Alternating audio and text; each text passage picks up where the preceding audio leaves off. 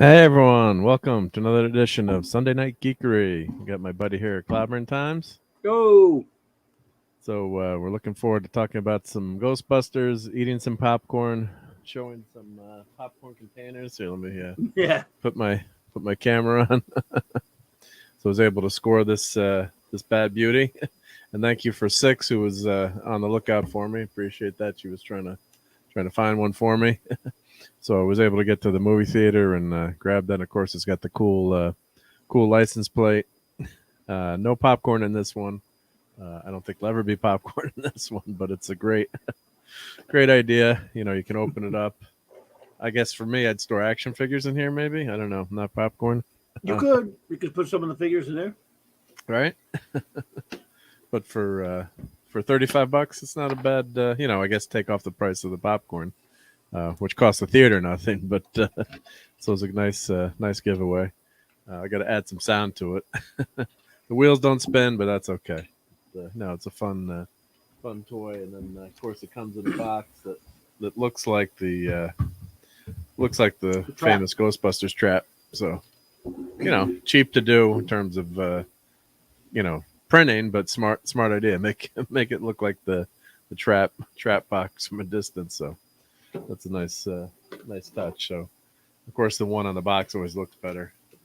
They have it, all painted, dirty like in the movie. It's been sitting there for years and not cleaned off. But so it's a fun add-on for the movie. So from the movie to have. So when you go there, you get, hey, let me see what I can extra incentive to go see the movie. So that was fun. There you go. So let's say hello to the great Phantom Outsiders in the chat. And he was just watching us with J-Man. So we were talking about the movie. So J-Man was here, so shout out to him. And we've got who else is here besides the Stream Elements bot? Darius Munchausen. Hail Darius. And Stuart Mitchell. Darius. Stuart Mitchell. Dolly had braces. Yep, Dolly had the braces, yep. So I really like this movie. We're going to do some spoilers here, I think. I guess Clobbering Times, you not to speak for you, but I think you really liked it too, right? Mm-hmm. I still do, actually. Yep, you still liked it, even after talking to J-Man. J-Man's insidious attempts to make me dislike it. We love J-Man, though. It's just that, Well, we were talking before the show, and he did have some good, I'd say, good ideas on why, he backed up why, certain plot points. So we'll get into that. So it was, there's some things that, every movie, if you really look at it, like Wrath of Khan, I've seen it so many times. I'm always finding things to pick on with that, in terms of nitpicks, I should say, like, little things, continuity things, and that really don't change the movie. But when you watch something, over and over, you can find things like that. Did anyone catch the piano notes at the start? Notes from the original. Hey, they hate this. They hate this. I like the torture scene. Yes, I did. Yeah. In fact, I thought the soundtrack when I was first started hearing it sounded right out of Elmer Bernstein. I was like, Elmer Bernstein, I'm pretty sure is no longer with us, and this really sounds like his work. I love that they made the soundtrack really, really try to recapture the feel. And we should have talked about that earlier when we were on with J-Man. Made it feel like the first film. Yeah, yeah, they definitely did a nice job. Now I was 1 minute late to the movie. The first thing I saw was the flashing lights and screen over on the screen over the farm. So I'm assuming that was the first scene, just showing that farm, and then they, because I was getting my popcorn, my Ecto One, and person's first day on the job didn't know how to apply my discount, my coupon. I'm always flipping coupons. And you had to carry that thing around with you. Two of them. Yeah, two of them. So so I had the two. I should have bought a bag. How'd you manage that? Well, then I just had those two, and then I had my popcorn in one hand. So the guy's like, "We get two hands." Yeah, balance. Those things are big. They're not okay. I got it. They're in the box, so it was easy to grab. Yep. But so the kid's like, "Oh, you get two popcorns." I'm like, "Well, you take the other one. I can't eat two large popcorns right now, or carry it." The kids went with you? Well, no, I'm just joking. Like the kid behind the counter, yeah, he's like, "Sir, okay. you get two large popcorns." I'm like, "Oh, Joseph is here. Hail." Hey, John. John, what's up, dude? Oh, John. I always for some reason my brain goes to Joseph. I apologize, John. Good to see you, JPR PH1. But yeah, so I guess I'll give my overview of the movie, and I'll let you do the same. So we give people a background on the movie. So if I'm assuming people have seen it, yeah, I'm not gonna give huge spoilers, but so you got to give some plot points to talk about the movie. So 3, spoiler if you want, if you give 2, 1. Yeah. No, I'm just telling people as we discuss it. Yeah, I guess eventually we'll. I should put spoilers on this banner here, but we know fandom's seen it. We just don't know if Darius and John have seen it. Yeah. So we don't know. We don't want to mess them up. But so we'll come back and watch later if you guys haven't seen the movie. We don't want to ruin the movie for you. But basically, it's what I think they should have done with the 2016 version. When I was watching that, I was before all this internet stuff, YouTube controversy. I wasn't really part of it, or I shouldn't say part of it, but attuned to it or paying attention to it. I knew there's a little bit of controversy, and some of the cast members had said some things and didn't pay attention to it that much. I went to see the movie. I'm like, well, why are they're not referencing the original Ghostbusters, and why aren't these the girls maybe like family or friends or some relation to the original Ghostbusters, which I thought would have been kind of cool. I'm like, what the hell is going on? And then you have the original Ghostbusters show up as different characters, and you're like, what the heck is this? I had no clue of why they did that. It was just brainless. So basically, disrespectful. By the way, there's Phantom Outsider telling you what happened. Okay, a car crash in the gate of the mine with the name Shan. Okay, so I missed that. I missed probably maybe the first 30 seconds of the movie. So I'm hopefully going to go see it again. So thanks for that, Phantom. Yep.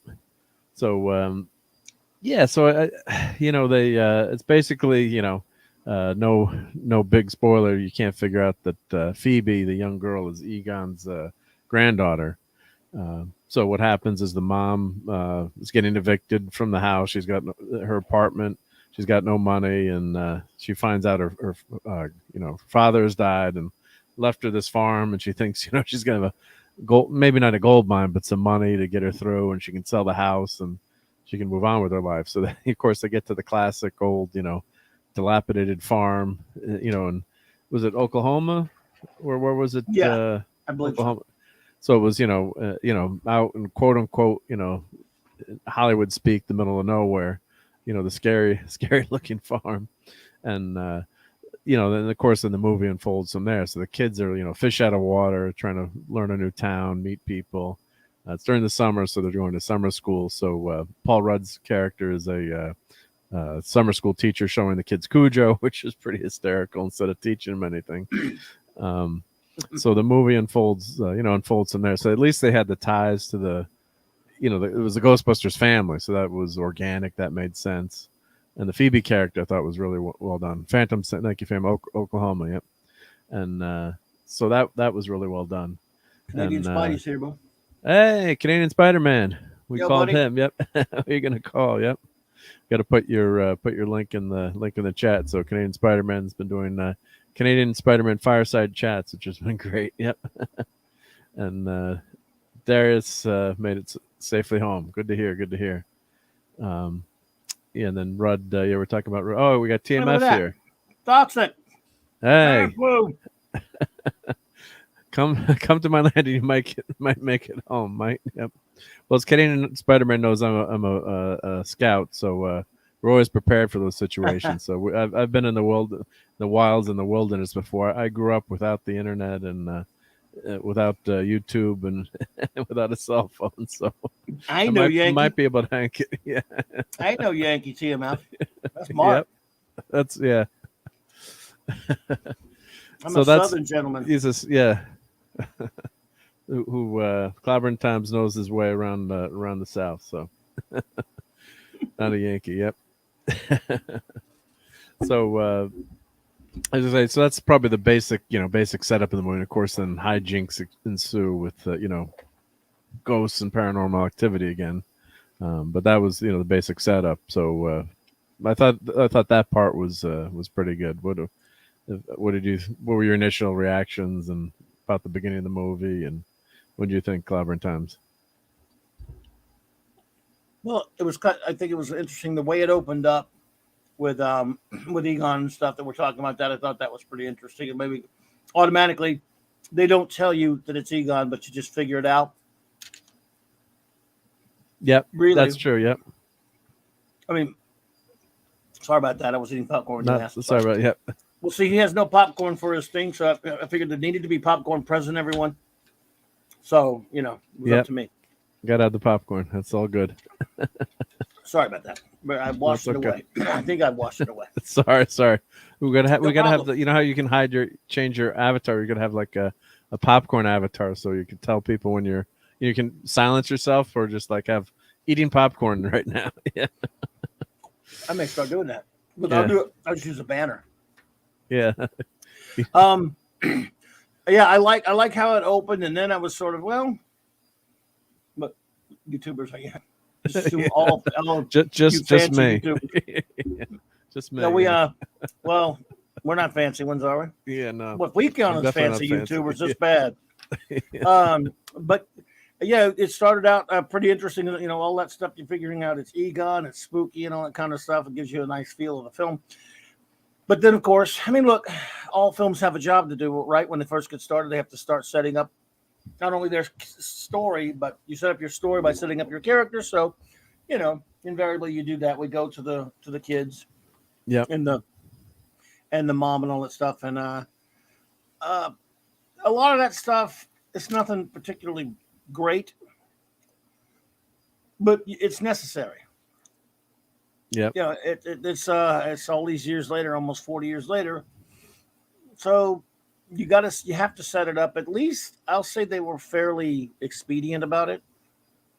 I agree, with regards to the family, to let you know what's going on at first, and then it kind of it's movie. That's movie for you. I mean, it's kind of movie. It's just setting up, what we're doing when they end up. I guess they get to Egon's house fairly quickly out in.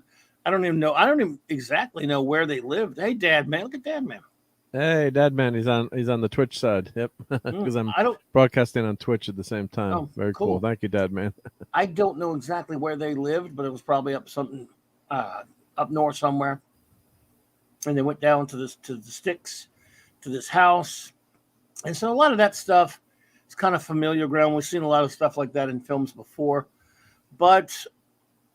So I'm not so sure when the film starts at least finding some footing. I guess it's a little bit after they get a little settled in. Probably really when we finally meet Paul Rudd. Yeah, I'd agree with that. Yeah. For me is when the film, I'm not saying it's bad or anything at this point. It had setup to do. You have to do setup. You just do. That's what, you only get so much time. You have to do it well. I could have done without some of that stuff for the Trevor and the girl. That typical thing we always see is so old, where the kid sees the cute girl and he's the dorky kid.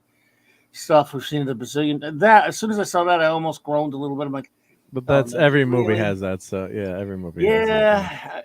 It's fine. Not super in love with it, but okay.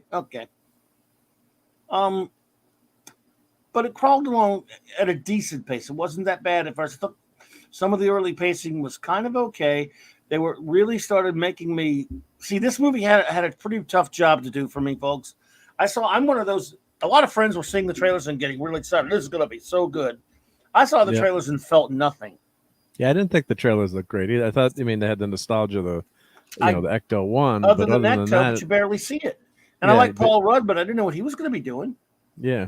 So I see these kids, and I saw the kids. In fact, not only was I not enthused, I saw the kids in the trailers. I'm like, oh God, kids, Jesus Christ! I was not hopeful, and so at this point, this is where the movie has to start working on me early. And she, Phoebe's really good. I like her, and she was starting to chip those doubts away from me in terms of her character, since it was clear that this movie was going to be a lot. She was going to be a lot of the focus. Yeah. That was an uphill battle for them, as far as I'm concerned, with just me personally. I'm just speaking for me. Yeah. But and it started to work. Yeah. I think they did a great job because her best, well, not her best lines, but some of her funniest lines, I thought, are the intro to Paul Rudd. They had some good quips. I mean, nothing is going to be as good as the original Ghostbusters for one-liners, and just even Ghostbusters 2 is however much you like that movie, it doesn't have the same great one-liners. I mean, that was just pure genius, lightning in a bottle. All those guys are supremely talented, but it's tough to do that and repeat that success again. And Ghostbuster 2 is a decent movie, but nowhere, in my opinion, nowhere near one. Not close.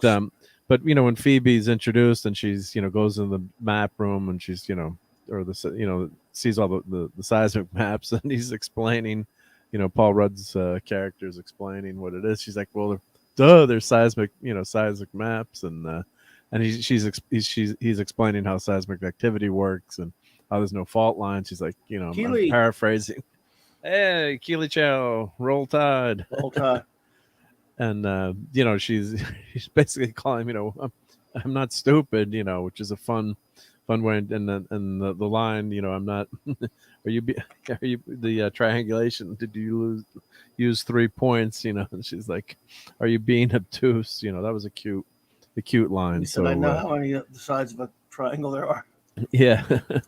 So right there, I think I'm really not sold on the film until we meet Paul Rudd. Probably again, it's been a whole half a week since I've seen. It's been since Thursday. I don't have the kind of mind that retains a lot on the first viewing. Like for example, when Phantom Outsider told us about that opening, I just totally forgot about it. And I know I made it before the thing started. I don't know. Yeah. Maybe I wasn't paying attention to. It takes me a while to settle in, I guess. But anyway, I started. When that started happening, I started kind of and then when she, of course, shows him the trap. I think here's my key point in the film for me. He shows her the trap, and he doesn't go, "What's that?" Yeah. He sees it and goes, "Whoa, cool replica." When he said those words, I'm like, "Whoa." He kind of knows what that is. And then when they find out what it is, and then when he tells them about, what happened in New York, right there, I'm probably staying in my seat. And not that I walk at it, you know what I mean, though. Yeah. I'm in my seat comfortably for the first time, or I'm on. You got my attention. I'm on board. I'm there. Yeah, because the only thing I didn't like about that was you thought the kids probably should have known more because of the internet age. This is an '80s movie, probably not. Yes. I thought the kids should have known, especially she's so inquisitive, and being a scientist. Loving person, kid, you'd think she would have, known, more about it or recognized it. So that was the only thing, minor foible there, but that was a cool line that he recognized it. Well, Phantom, I have no problem with that. Yes, I know. I'm talking about when she showed it to Paul Rudd, though. The very first time, yeah, when she goes into the at Sunday school, right? Yeah, or Sunday school or whatever summer it was when he showed she showed it was school. Yeah, yeah, and she showed it to him, and he started. They started talking about New York. Yeah, when he started telling her about what happened in New York, right there, I felt like it was. That was the first time I felt like I was in the Ghostbusters universe. And that's what I needed. I needed that quicker, but I got it at least at that point. because even the only thing that made me feel close to that was, of course, the opening stuff with Egon. But then he's, a couple of minutes and he's dead. I'm like, oh man, it took me out of it a little bit. But when we got to Paul Rudd, and he knew about it and all that stuff, then I'm kind of back. I'm fine. I'm not angry at that point. I'm just saying that kind of got me a little bit more excited. And then there's a good chunk there when she starts discovering things, and he's kind of, with him a little bit, like the scene when they open up the trap or whatever, all that stuff. Yeah. I'm a lot more engaged at that point. Although I thought that was totally stupid, but it was fun. A fun scene. But it was funny. But how would he know? It looked like just nothing was in there. How would he know nothing was in? Something was in there. Yeah, but that's filed under nitpicking. But the fun thing, also, we got to mention podcast because he's a kid that we all like because of. But first, I wasn't sure I liked him, especially when he said his name was Podcast. I was kind of like, it's okay. I don't know. It took me a while. I like podcasts now, but it took me some time, I got to say. He was a Logan Kim. Logan Kim was a young actor, did a great job, and he kind of for some reason, reminded me of Jerry McConnell in Stand By Me. Just his acting, just the mannerisms, not the character, but the mannerisms and a little bit of the look, little pudgy kid. He's got a tape recorder instead of like an. I'm like, why is he carrying around this big gear, like old school gear, instead of like a little micro.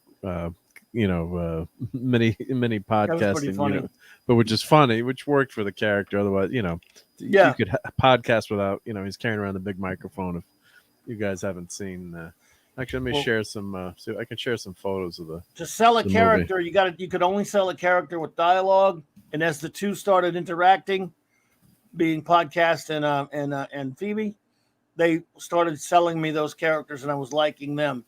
All that other stuff with Trevor, is kind of disjointed. First of all, I'm not really big on the stuff with Trevor. Then he goes to the Ecto and starts opening them. That's cool. We're seeing him messing around with the Ecto. Then he goes back to the stuff with the girl, and it's not that particularly interesting for me. We've seen that a million times. The dorky kid meets the hot girl, and yes, because it's a fantasy movie, she's all into him. Yeah. Well, the one thing I did like was they didn't have the kids in the town, hate his guts or immediately. I was expecting that. I was waiting for fight with the bully. Fight with the bully. Yeah, I was waiting for the fight with the bully, and we didn't get that, which was good. So I was waiting for that, and thankfully didn't get that. So here's the cast. Yeah, so you got McKenna Grace, Phoebe, and she's on Young Sheldon. If you're a fan of Young Sheldon or have ever watched Young Sheldon, she plays a super genius, kind of like Sheldon, exactly like Sheldon Cooper, as a kind of a foil to his character, and she rebels against her parents. But she was very good on the show. She's good actor. Mm-hmm. Of course, Finn from Stranger Things, Clobby's favorite series. Just kidding. I'm the only one that doesn't like that show. Yeah, and then Paul Rudd was it Gary Gruberson? Great name. Yeah, I think Carrie Coon as Callie's the mom, and of course you got Ernie. It's coming back, and here was Podcast, and Annie Potts is in it for just a little bit. That's a good point. Phantom says that she should have asked her where she got the damn ghost trap. Yep, Phantom always asks a good questions. Yep. And the other thing that so Celeste O'Connor I can't remember the girl. Oh, the girl's character. Celeste, okay. That's that's okay. It's Celeste O'Connor. Yeah, you forget the characters' names. Yeah, there was a good cast, well acted, and of course you got that trope. Yeah, you get into town and guy looks at the girl and smiles, but that's been done a gazillion times before. The mom was okay in the role, I thought. I'm sure she's a good actress, but she wasn't really given a ton of stuff to do. It's really the Phoebe show. This movie, I think. He just happens to be riding around joyride. I did like one thing I liked is when he was messing with the car that Egon started it for him. Yeah, that was a great scene. Yeah. So you see the wires on the battery wires are shot. So someone fixes the battery. There's an invisible force that fixes the battery wire. So one of the first things you notice is there's a chess set in Phoebe's room. And of course, being real nerd, she's going to be playing chess. and the chest. I think all the pieces fall apart or move around, and she then she sees the pawn moves forward to make an opening move, and then she responds with a move, and the chess set starts playing. So it's clearly, you don't know it's Egon, but you assume there's a ghost in the house. And she, as Phantom said before, she finds the ghost detector. It's got the world's greatest battery pack in there, unless it's a nuclear power plant, but it's still working. But hey, movies, that's okay. Movies, and she's detecting her grandfather. It turns out, but so there's all these little clues that are happening. One of the really heartwarming scenes where she finds that ghost detector, and now we know it's Egon, is leading her to her, puts her on her chair, and then puts his chair in the living room, which is shot. Mm-hmm. Spring is pointing out of it, out of the back, and there's a puzzle in the woodwork to actually open up the secret. Obviously the secret entrance to the Egon cave, we'll call it. So that's when the movie really takes off too, when she finds man, that gave me chills. Yeah, the scene in the Egon cave was really good. Yeah, so that was really well done. And then Egon makes the pieces fall on the floor, and then Egon makes the opening move. So and then I think this she starts to win, and he knocks all the pieces away or something like that at one point. But so she goes into like the Egon cave, we'll call it, and all the machinery and old school. There's an old Apple II.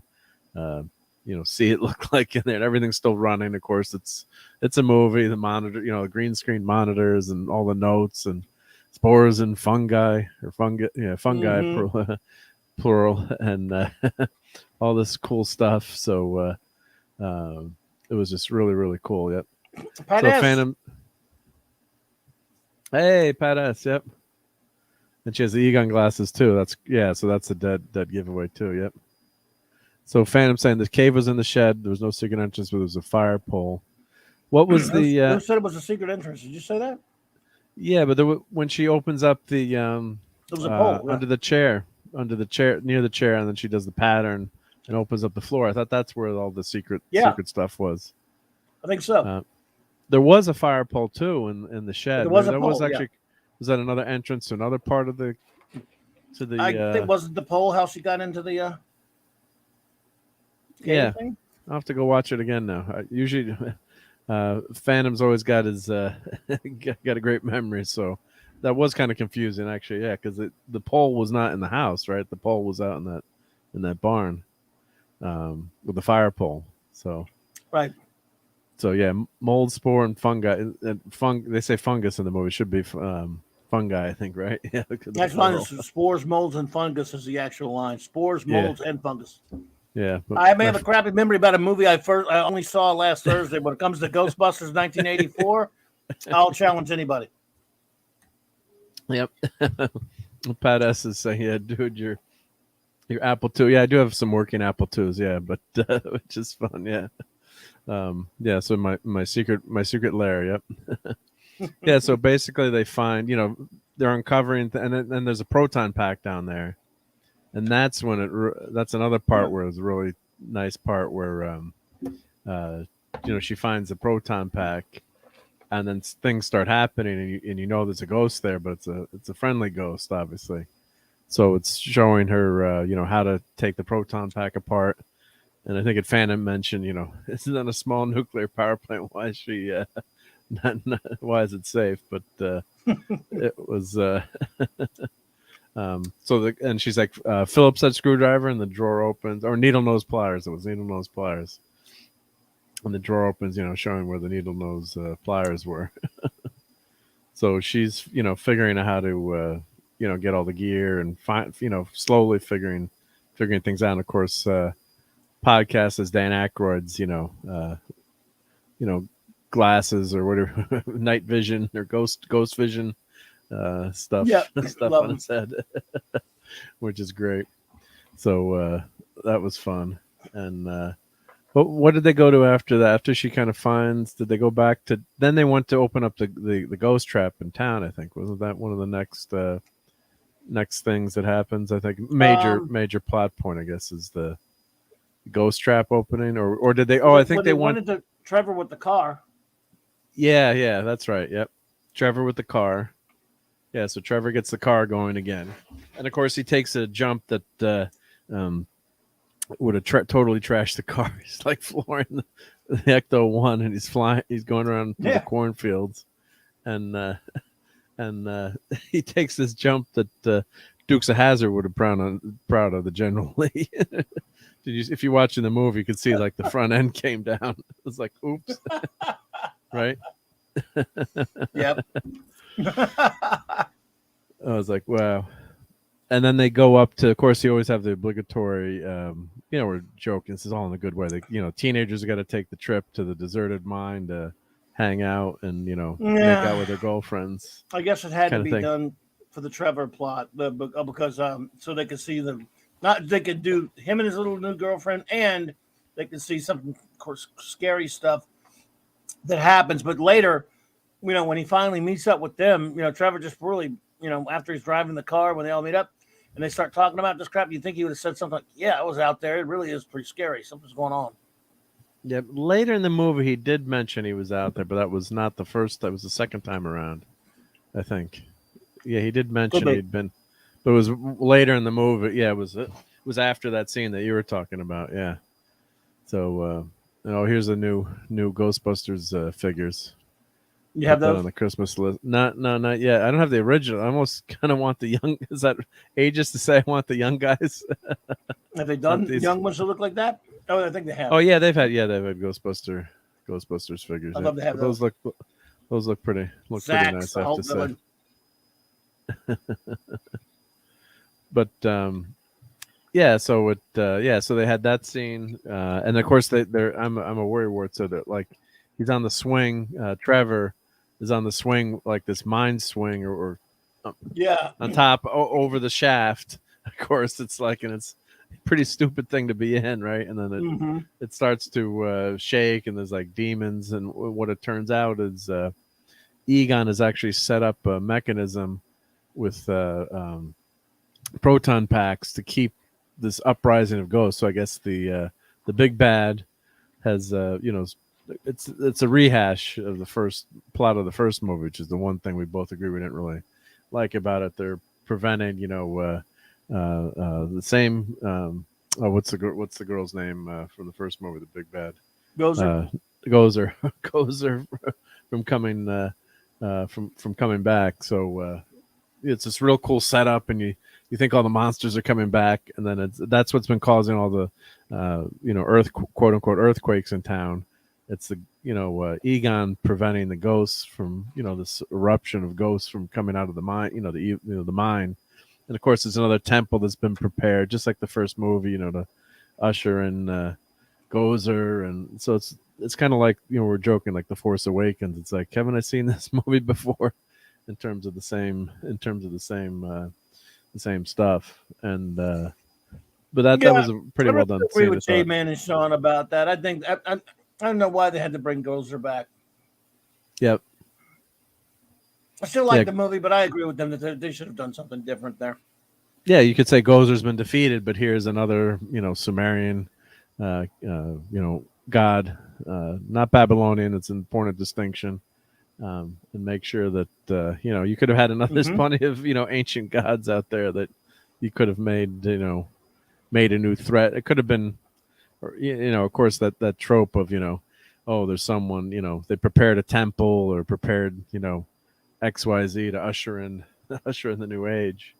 And who was playing? Oh, and it was actually who was playing the bad guy? Not the guy in the crypt. That was that was J.K. Simmons. J.K. Simmons, yeah. So he's in the movie. Funny.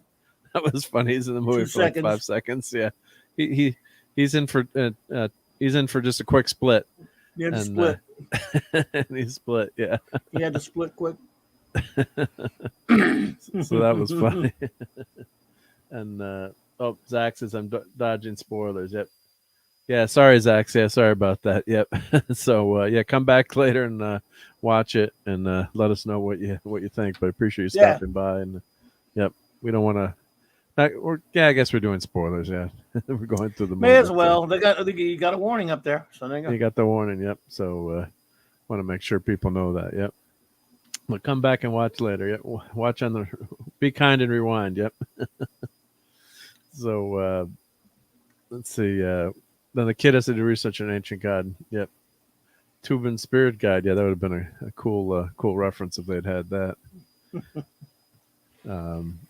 So let's see. Then we get to we got the mine shaft scene with the something's going on. Who we're gonna call basically, and they're discovering, they're learning, who their family was, and Phoebe's learning that that's her grandfather. The one thing that J-Man brought up in his podcast, which we kind of agreed with, they kind of trounce Egon a little bit in terms of his character. And probably one of the next scenes coming up was, of course, the kids get Ecto-1 and they're chasing this cool new ghost, and podcast is there, and it was a fun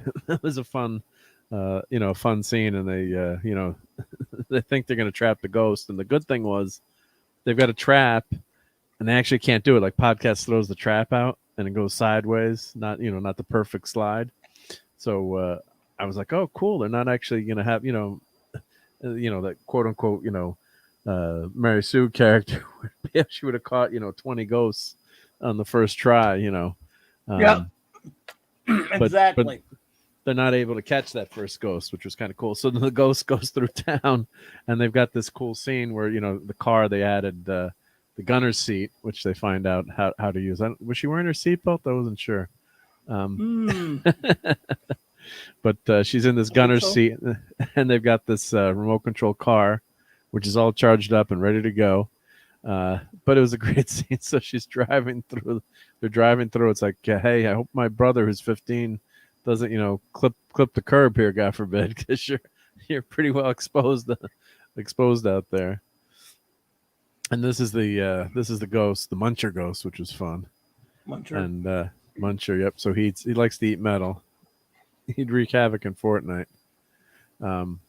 So they're trying to catch him, and in doing that, they trash the town. I mean, it's because these proton packs are firing, quote unquote laser beams, and they're trashing everything. So trashing everything through the town. So then they get in trouble and they get thrown in jail. So that's probably the end of this second act, and I guess the beginning of the third. Would you say, basically?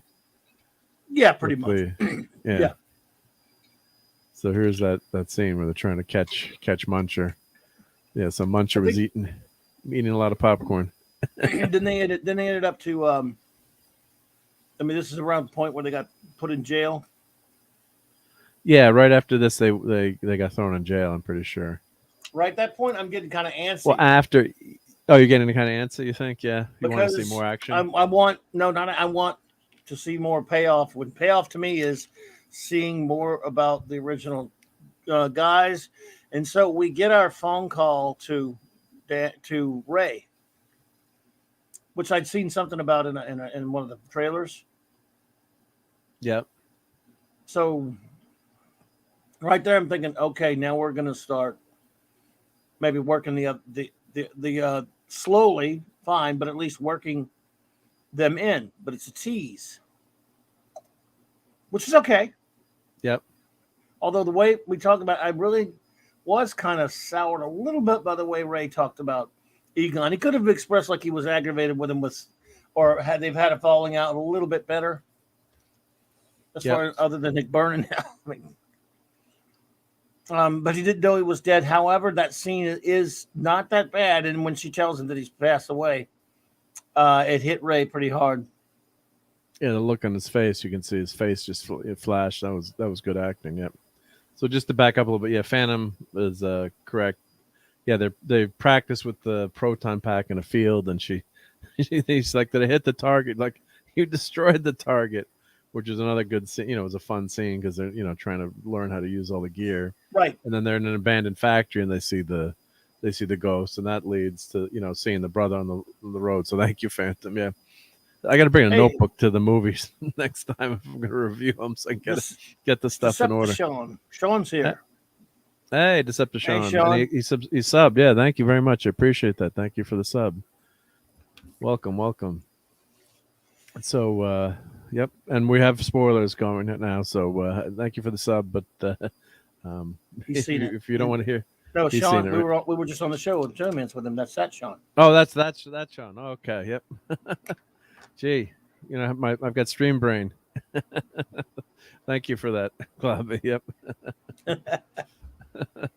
I don't know you. No, just kidding.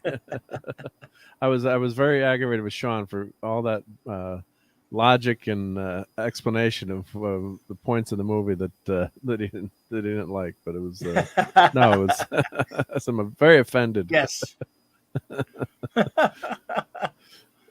But yeah, you always got to be able to back up what you say, so that's really appreciated. Yeah. So he does it well. The blasts were showing how dangerous all those blasts were. That the ecto. So they get in the Ecto 1, and they're like this scene, they're trying to catch Muncher. Yeah. Muncher's pretty dangerous. So like I said, he was no Slimer. He was shooting metal shards like bullets. So. Yeah, he can spit the bullets out, or what he's been eating out. So it's like he's spitting. It's like pretty crazy. Yeah. So you can see how high up the Ecto 1 is here. I don't know, an old caddy, that ain't gonna survive being up that high unless it's got some super duper suspension on there. Yep. Yeah, exactly. Yeah. So yeah, Muncher was kind of that scene did kind of change too when you see him spin out the metal and then he's spitting it at the Ecto 1. You're like, oh shit, he's not a friendly ghost. Yep. So yeah, they have that scene in town, then they get arrested, and I thought they would have maybe called the authorities or the government or something. That's the one thing that I don't think makes sense in these movies. If if Ghostbusters really did happen, the government would have been involved, or had the Ghostbusting Act of 1984 or whatever, to pour all kinds of research and money into weapons against supernatural creatures. Kind of like in the League of Extraordinary Gentlemen, they've got that government society set, or what's the other? BRPD or whatever. Yeah, and Hellboy. Yeah, Hellboy. Oh yeah. There would have been some. You would have thought like Special Unit 2 or something, but yeah. So Muncher was way more dangerous. Hey, look at Courtney. Yeah. Hey, Courtney Hale. Thanks for being here. Glad you stopped by to hang out with Clobby and me. Yep. Oh, and Dad Man is saying, make sure Clobby is updating on Fortnite. Yeah. Must I? Yes, you must. Yeah. So you can hang out with the Dad Man. Yep. But Dad Man, you got to tell Clobby how to set it to auto update, because Fortnite has an update. It seems like it has an update every week. Yep. I'm right on the case there, brother Dad Man. You got it. I can't wait to play whatever that game is it's called again. What's it called again? Fortnite. Yeah. You guys still play that? Yeah, we still play. Yep. That's a fun hangout. Yep. You can get your Ghostbusters costume now too. Yep. You guys watch Joe Don Baker movies? Wow. That's a line from MST3K. Yeah. You guys watch Joe Don Baker movies? Really? Oh. Yeah. Oh, and then there was that funny scene in the grocery store which made no sense, where there's all the little Stay Puft Marshmallow Men come to life for no good reason, because I don't think that thought popped into Paul Rudd's head. No, but it was could have been because it was part of Gozer's memory. Yeah, that could be. Yep. But that was a pretty cute scene. Yeah. So Gozer might think that's what destroyers are. The Destructor, except they were little bitty ones. Yeah. It's kind of funny. Yeah, it was cute. So all these little Stay Puft Marshmallow Men come to life, and I don't know why they were cooking each other on the grill though. That was unusual. They cooked themselves. They were cooking themselves on the grill. Like you go to pet him, and he bites Paul Rudd's character. So this then we get to the scene where, or I guess this has already happened. This was the scene where they open up the trap, and that's the demon that comes out of the trap. It's like maybe it wasn't a good idea to maybe it wasn't such a good idea to open this trap up. He's like, let's leave. Yeah. So that's the well. Wait, let me ask you just let me if I remember. Did he know for sure it wasn't a replica? Or did he just wanted to open up the city? I mean, did he know for sure that would be a real Ghostbusters trap? Well, I don't know. I mean, I guess, but the only thing that was that they had the like the ghost started to come out a little bit when he picked it up, and he's like, "Oh, this thing, is there something in here?" So like, yeah, I thought they should have played it like, "Oh, this is just a, there's not can't be anything in here, but let's just open it up to see." Because and truthfully, I guess one of the Ghostbusters, if they'd caught a ghost like that or a demon, have put him in the containment unit. Well, I guess true. If Egon had one, right? But he did have one at the farm, wasn't that? Weren't those three the big towers there? All there were capacitors, but also, or I guess maybe not. Maybe they were all in those little containment units. I don't know. That's what happens when you think about too much about a movie. Don't want to ever do that. Not with these movies. Yeah. So, so those kind of things are, it had to happen for the plot, because if that ghost doesn't get out, that sets the chain reaction, and because the Egon's got everything set up so the ghost can't escape. So once this one ghost gets out, he possesses. Phantom's saying we missed something else. Oh, the Keymaster. Yep. I knew he was the Keymaster. Yeah. But at that point, he wasn't. Yeah, but doesn't he get possessed? And that's how he gets possessed by the Keymaster, right? Right, but not. But I don't even know what he's talking about. If he's talking about the scene, I'm not sure what scene he's talking about. We were talking about the opening the trap. That was right. Yeah, thank you, Phantom. Yeah, the trap was hidden in the floor. That's what they. All right. So thank you, Phantom. That was when they're playing chess. Yeah, that's why I followed him. They thought that the trap is there, not the entrance to the secret cave. Then she goes to the shed, and then she finds the pole and the entrance to the cave, or the underground, Egon lair, I guess, or Egon cave, for lack of a better term. So that's right. Yeah. See, we need to have Phantom keeping us on top here. Yep. So yeah. Yep, so don't breathe without him around. Yep. Yeah, the traps failed. They went into the house, hid the trap, and then the ghost killed Egon. Okay, so I missed the beginning. So was Egon in the beginning part of the movie at all, or? Yeah. All right. So see what happened. I missed that. I missed that. All right. So I didn't see Egon at all. So they had Egon. All right. So I missed like the first 2 minutes of the movie, I guess, then. So fill me in on what happens in the beginning of the movie. But you expect me to remember it? Talk to Phantom. He's the one who knows everything about everything. Yeah. So you might have missed more than you knew. All right. So that's so see, I can't even spoil that part then. So I guess, but Egon was in the movie as a CGI person, basically, then, or what? Yes. All right. So they had him, and he's getting chased by one of the ghosts, I guess, and he hides that. Oh, he runs through the field to the house. Okay, crud! I got to go back and see it. Yeah. Again. All right, so I missed all that. Yeah, I didn't realize you missed him getting killed. Oh yeah, I didn't see it. I didn't know he was in the movie until the very end. Oh, okay, I got you. Oh my God, look at this idiot. Gee. Do you have? I'll get him. Unless you can get him. Yeah, I get it. Yeah. Well, I thought you were calling me an idiot. Yeah. You're spamming yourself. Spam scumbag.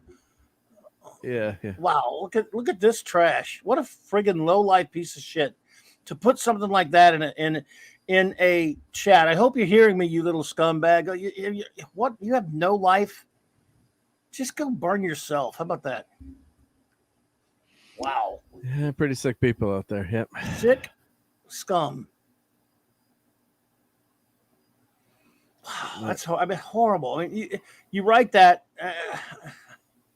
I guess it amuses you to write that trash. I don't know why YouTube doesn't destroy you, just push, completely cut you off. Well, of there. they use bots, so they get around the system. Obviously, with those, Yeah, they probably create the name real quickly and then get it taken out. But yeah, that's disgusting. We nuked it. So thank you for. Yeah. I was looking at the other screen, so then sometimes you don't. Sorry, no, I got you. As long as you were able to nuke it, you just reported you. Yeah, I got it reported it too. Yeah, reported. Yeah, but what it is, it's just they're unfortunately they're bots. So then it's a bot, but it is a so-called human being writing that crap.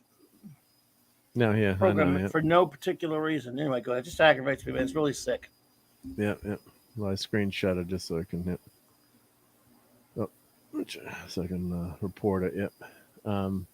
Actually, now I got to go blur that out because I reshared it again. Crap. Did you take a picture of it or did you screen? Yeah, I was taking a picture, but it went to the other screen, unfortunately. So it was on the. I'll go out and blur it. I took a picture of it just in case you need it. Yeah, but then I put it on the came on the other screens. I'll have to go back in the video and blur it after. But anyway, so so I missed that whole. I didn't even know Egon was in the movie, so I did miss more. Than I didn't know you. Yeah. I didn't. I thought you just missed it. Okay, well, I wasn't sure what you missed. Yeah. When I came in, the kids were. She was in the apartment with the kids, basically. Oh, good Lord! I did not know. Wow, dude, you missed a whole big fight. I probably came in right when I saw like a flash of lightning and they showed the farm and then they cut to the kids in the apartment. I misunderstood you when you said at the beginning that you missed it. I thought you just missed like a couple of minutes at the opening of the. I didn't realize you missed the whole. Yeah. Okay, I got you. Thanks, Phantom. So yeah, so he has a. Hey, Punk Waddle, hail. Great to see you, Punk Waddle. The Putin Zamboni. Well, you could have the Zamboni. I don't have it though. Yeah, I can show it. Yep. Yeah, like Phantom said, that is a lot to miss. Yeah, so it's the whole setup. You don't know that Egon. I just thought he died of a heart attack. Like they said in the movie. So I totally missed that. Wow. All right. Oh. I didn't realize you missed that much, but well, you'll see it. Yeah. So all right. So he has an epic fight, and then so he stood in front of the house, held up the trap bait like Phoebe does. Oh, okay. Yep. Yep. Now, obviously, they obscure. You don't. I mean, if you just figure out it's Egon. They don't show. It's kind of dark, and they obscured it enough to where that someone who understands Ghostbusters is gonna figure. Put 2 and 2 together. Oh, it's Egon. Okay, yeah. So they didn't do any it's not like they show him really close up or anything. Yeah.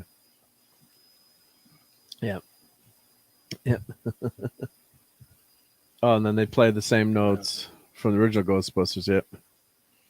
Okay. Yep. I was confused as to what you had missed. I didn't realize it was that much. Okay. Yeah. Yep. So yep. Wow. Yes, I did. Yes, I did miss a little bit, but that's okay. I'll see it. I'll probably see it again. So, but so we got so that kind of missing that part. You actually missed the later setup. Right. Yep. Right. I got you. I'm sorry. Like I say, I was proceeding from I had not realized you'd missed that much of it because I couldn't really figure out. So there you go. Anyway, you'll see it again. Yeah, I'll see it again. Yep. And here's the Claboni. Barred from hunger. Yeah, okay, yep. Great hungry boy. Hey, Kogi Pan. Hey, Kogi. Welcome. So so we get to that scene where you've got you've got the town has been wrecked. The kids are in jail, but then they know they've got to keep fighting the bad guys, and eventually the Keymaster is able to possesses Paul Rudd, aka our favorite accountant, and he's able to mess up the mechanism that's keeping the ghosts in that mine shaft and letting the ghosts out there. So that's that big that's the chain that sets everything in motion.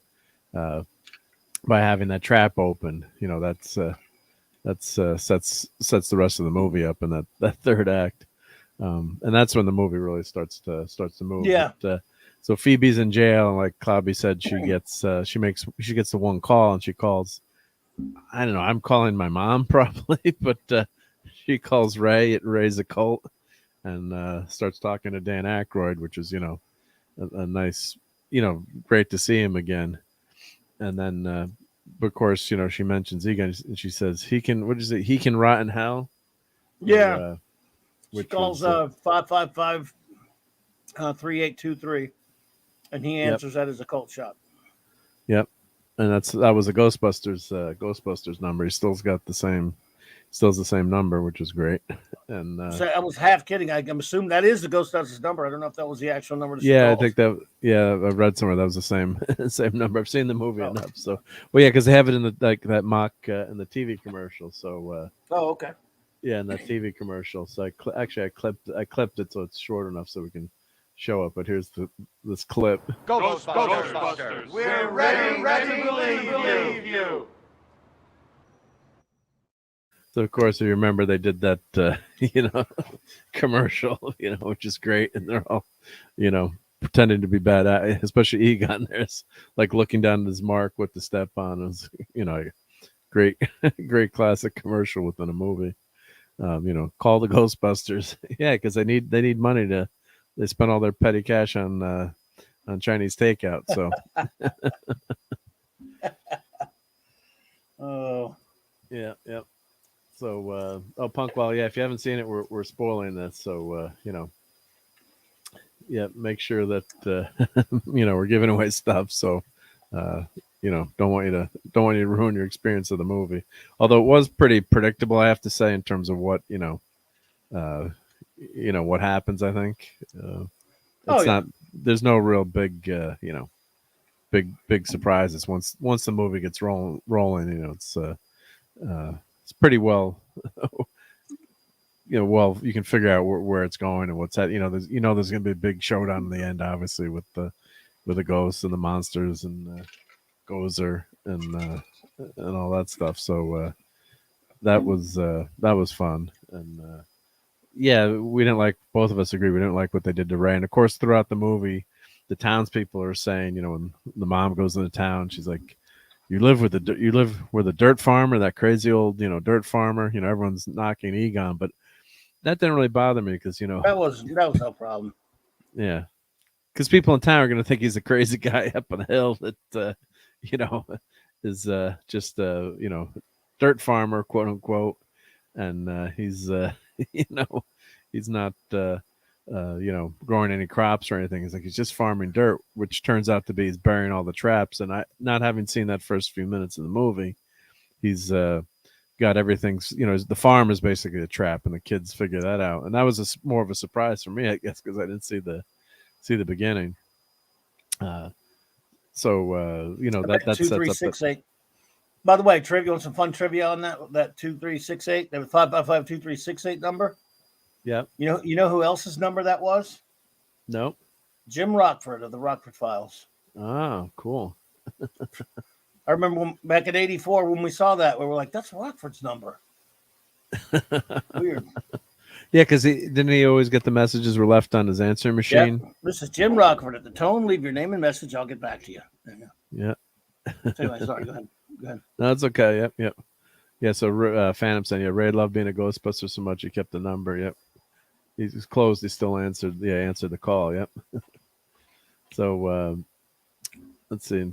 Punkwell's saying, yeah, even if you can experience it. You have different people's perspectives and descriptions. Yep. I think they did. Didn't they do 5-5? They always do 5-5-5 and all these. Yeah, it's a different area code. I know that, Phantom Outsider. I understand that, dude. I'm saying they never give you the area code back then, though. Yeah. They TV shows or movies, they never say area code. Back then, they would just say 555 and then Yeah, and the number. I'm well aware of the area code difference. Yep. But so that last setup. So Phoebe is, skipping ahead that scene where, you're setting it up for the big finale, and of course the kids break the gear out of prison, and Podcast the trap is in there with all the the proton pack that they need. So he has a smart idea to let Muncher out. So Muncher eats through the bars in the jail, and then they can get all their gear, and then they can fight the final battle. And of course, they're trying to follow the plan that Egon had set up in terms of luring all the ghosts back to the farm and using the farm as a trap. And of course, in between, the mom and Paul Rudd get Mr. Gruberson get turned into the into the dogs, the key masters, the gatekeeper. They get it on like like in the first movie. So yeah, it's a lot of it's a rehash. So they then they rescue the mom. That was probably one of my favorite scenes with Grace when she confronts they take the Ecto-1 into the mines. They go up into the top of the temple there, and Gozer is there just sitting on her throne. She's come out and she's just hanging out, and and she goes to confront her. But first she starts telling cheesy, horrible jokes, and then Gozer's basically like, "Are you here to sacrifice yourself to me?" And she's like, "No." And then they have and podcast is using the this little trap, which is cool, which is set up as a remote control car trap, and podcast like directs it under one of the the gatekeeper, the keymaster, and or whoever it was, and by capturing the gatekeeper again, Gozer's in big trouble because she can't stay on this plane. So then they're following, trying to take the trap back to the farm, and then lure Gozer back there and trap Gozer, and that's the the setup for that final scene, where then of course the big spoiler is that the original Ghostbusters show up, and just when all hope is lost and you think everything's, and then and then Aykroyd comes with this line like in the name of the county of this, I can't do the line exactly, but he lists off all the government agencies, and Ray says something like that didn't work the first time, did it, or some snide comment. But Aykroyd is just fantastic in that role, listing all the agencies that time to leave, go back to your parallel dimension. And that was, and then the one point, the best part of the movie I thought was then she's firing the proton pack, and Phoebe is getting pushed back, and you think like as Phantom saying, all is lost again. The Ghostbusters get their asses whipped again. They're thrown against Ecto-1, and you think it's all gone, and then Egon's ghost. You can see Egon's ghost is there helping her shoot the proton pack, and holding the proton pack in line. And that was just fantastic the way they did that. So was that probably your highlight? That was probably my highlight of the movie. I think one of them. Like I said, dude, when we were getting toward that end, and we had not yet seen them come back. I know we got the Aykroyd scene that kind of left a bit of a bitter taste. Although his look on his face when he was told that Ray was, that Egon was dead. I mean, I know they made figures. I knew about the figures. Yeah, but I was like, dude, I don't know. This has been going on long enough. I mean, I like it. The movie's okay. I like the kids. I'm certainly not having a bad time. I'm okay. Yeah. And I liked a lot with Egon's Ghost. It was a lot to like. I'm happy, but I'm like, I really was doubting it. This is 2021. All I expect is disappointments, dude. Yeah. So I'm like, you know what? I think I'm in trouble here. I think this is going to really go south for me. I admit it. I was just that way. So, and then when we got it back to that farm, I was really thinking that. And then, like you said, when we first get our first glimpse, when we see the first time we see the guys, that was when I just went into euphoria. Yep. There they are. I don't care how old they are. They're back. Yep. They're back. And they showed up. Right there, I probably lost all of my objectivity and all my powers of critical thought. Now, like our good buddy J-Man and Sean, I'm thinking Steven, they all retain theirs because I think they were aggravated about the way Egon was being spoken about. That had not even occurred to me during the film, but I understand where they're coming from. It was good. It's a good point. I might not have gone that way, but it didn't really bother me at that time. I I was just skeptical and nervous, and then when I saw them, I lost all objectivity. Yep. I mean, I lost it. I lost all logic. I lost all rationality. My emotions had taken Yep. over, and then they took us on a ride of what, if you count all of it from that point to the very end, after the last after credit scene. That was about a 20 minute or so Yep. bit or Yep. whatever, maybe from that point, where there's not a whole lot you could have done to me to make me unhappy. Yeah, I was that's happy to true. see Yep. that. That's just Yeah. that's just my reaction to it. Yep. I mean, I understand.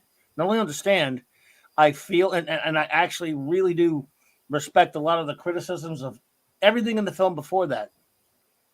Everything, whether I agree with it or not, I really respect a lot of the criticisms. When it comes to that point, I got to walk out of a movie happy. I teared up. I admit it. Yep.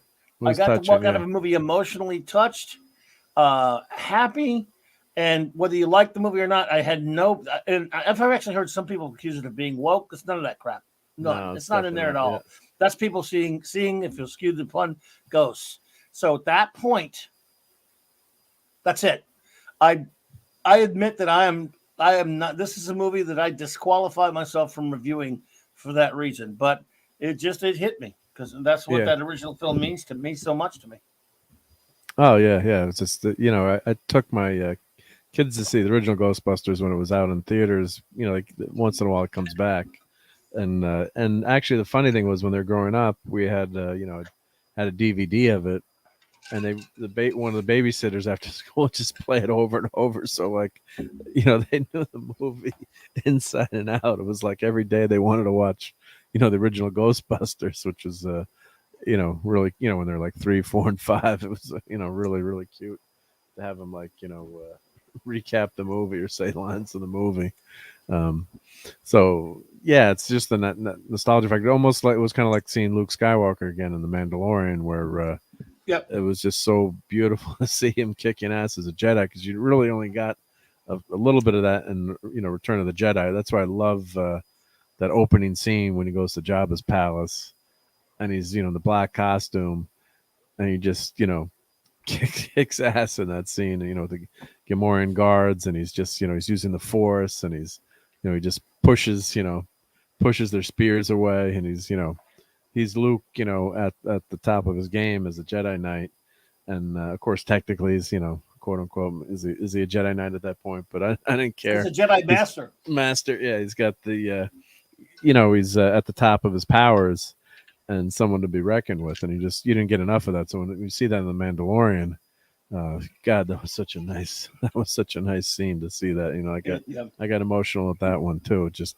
watch that last, and it doesn't make sense, but it just tugs. I always say tugs at your heartstrings. Yeah, you just feel, that got me. Yeah, you feel the character, and there's the Phantom was laying out what happened too. Yeah, the little marshmallow guys are messing up Podcast Pack. Is Proton Pack. Of course, I don't know how the heck they would fix that in the field if they're pulling out wires or destroying wires, but it's a movie. So so Podcast has got to like melt all the little Stay Puft Marshmallow Men that are attacking him. So there's some fun comic relief, in terms of what's happening when everything is serious. And Gozer's back, of course. It's almost a throwback to the character of Short Round. I guess he's gonna. Yep. I would say, yep. I'd agree with that. Yep. So here's the new version of Gozer. Yep. I don't know. Their articulation doesn't help with their costume, I guess, but certain characters don't work as well with as action figures. Yep. And so it's really great scene when Phoebe starts blasting Gozer again, and Phantom's doing a nice job of recapping everything. So that's when Egon is there. You see Egon, it's just like, God, this is so great. It's so awesome. So yes, they have all the streams are firing a Gozer, and then the mom is also helping because she's got the set up. There's a foot switch on the porch, so that she's got to press to activate the traps, and you can only do the traps at a certain time because the way a capacitor works, it stores up energy, and then it releases all the energy really quickly. So then they're all working together to trap Gozer. I guess of course, obviously, spoiler alert. Yeah, they win. They get Gozer back in the big trap. All those hundreds of traps that are in the field out there. I don't know what the power supply is, or if the EPA is going to come and try to remove turn off the power. But so that was this scene. That's why I love this clip here from the first. Everything was fine with our system until power shut off. Dickless. Is this true? Yes, it's true. This man has no dick. So how long did people laugh in the movie theater when that line? When I saw it in 1984 the first time, and almost every time I went to see it, which was over 10 at least, people didn't stop laughing for 5 minutes. I mean, or it just seemed like that. I'm sure it was like a minute or two, but it's so uproarious. It's weird, like when you watch this at home or something by yourself, and you laugh, but you can hear the dialogue after it when everything settles down. You usually couldn't in the movie theater. Well, that's for sure. Yeah, right. You can't. That's part of the fun of opening night. That might be the second biggest laugh in a movie I've ever seen as far as an audience nonstop. And it's interesting because I think the first is not from a comedy. In 1981, when I saw, and every time I saw Raiders of the Lost Ark, when Indy just shoots the guy with the sword. Yep. That audience does not shut up for 5 minutes. I mean, laughing, you can't breathe. You laugh so the first time. And then even every time you see it, it's funny. Oh, it's totally, everyone just goes nuts. Yeah. Now, one of my favorite, like one of my best movie going experiences was seeing Temple of Doom, because I saw that opening night. And Indy, I don't think I was old enough to see. I probably would have been old enough to see opening night, but then I was old enough to go to a movie theater, with my buds by myself, or and of course opening night, who knew Indiana Jones was going to be a big deal? I wonder how many people were there. Probably now everyone says they were there opening night, like everyone says they were there at Woodstock. I saw Clash of the Titans in the daytime and then Raiders of the Lost Ark that night. Yep. So that's pretty awesome. Yeah. So I saw Clash was for one of my birthdays. So we went to see Clash of the Titans for one of my birthdays. And then, God, when did I see? I know I saw Raiders in the theater, but I don't remember being that crowded. Or Temple of Doom. I just remember that opening scene in Temple of Doom. Anything goes. And the movie theater was, it was like being at a concert where people going nuts. It was like everyone was so into it because the first, Indy was such a big hit. So it was like seeing Empire Strikes Back. Everyone was, really hyped up to see that next part of the story. So that was probably one of my better, although I know some people don't like Temple of Doom or find I love it, flaws with it, but I love it. that was a great experience in the like totally packed movie theater. Yep. Yeah. So that was the two big containers. Yeah, those are the capacitors, I think. Yep. So, but yeah, hopefully Dickless isn't going to come back and turn off the power. Yeah, I'm surprised they didn't bring Dickless back at least for a cameo. Is William Atherton still alive? Yeah, I don't know. To check. Yeah, I'll check. Hey, Captain James C. Skywalker. Hail. Yo, man. Where's Nicholas? Where's everybody? Yeah, I don't know what happened to everyone tonight. And I had all my clips to make fun of Arwen, to quote unquote tease Arwen, and a good. Arwen, or we were going to tease her. We were going to tease her. Yeah. We love Arwen, yeah, but I'll show one of the clips. I guess here I had clipped her with the she didn't. He's still alive. They should have got him. They should have got him back. Go ahead. What? Well, didn't know who. Tom Cruise and dark and Hansel, dark and oh my God! His name! Oh my God! So Arwen didn't know what DLDO stood for. So on Purple Stream. So poor Arwen. Per Arwen, we love Arwen. Yeah. So then when she was on the show last week, let's say I'll play this clip as quick. Get your mind in the Mark,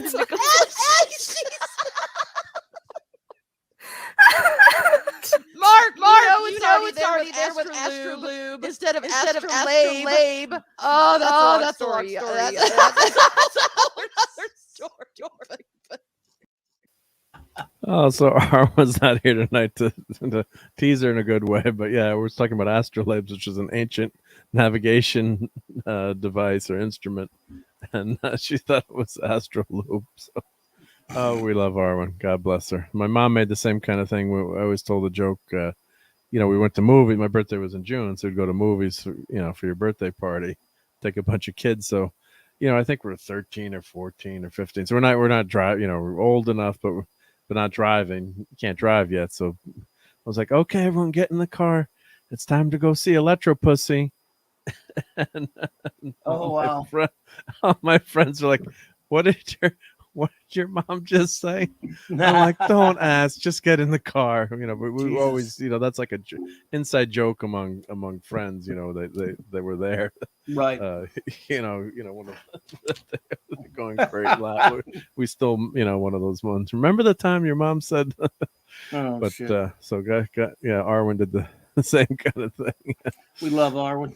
Yep. So and then the movie gets really cranks the nostalgia up to 11 when then the Ghostbusters see Egon, Ray, Winston.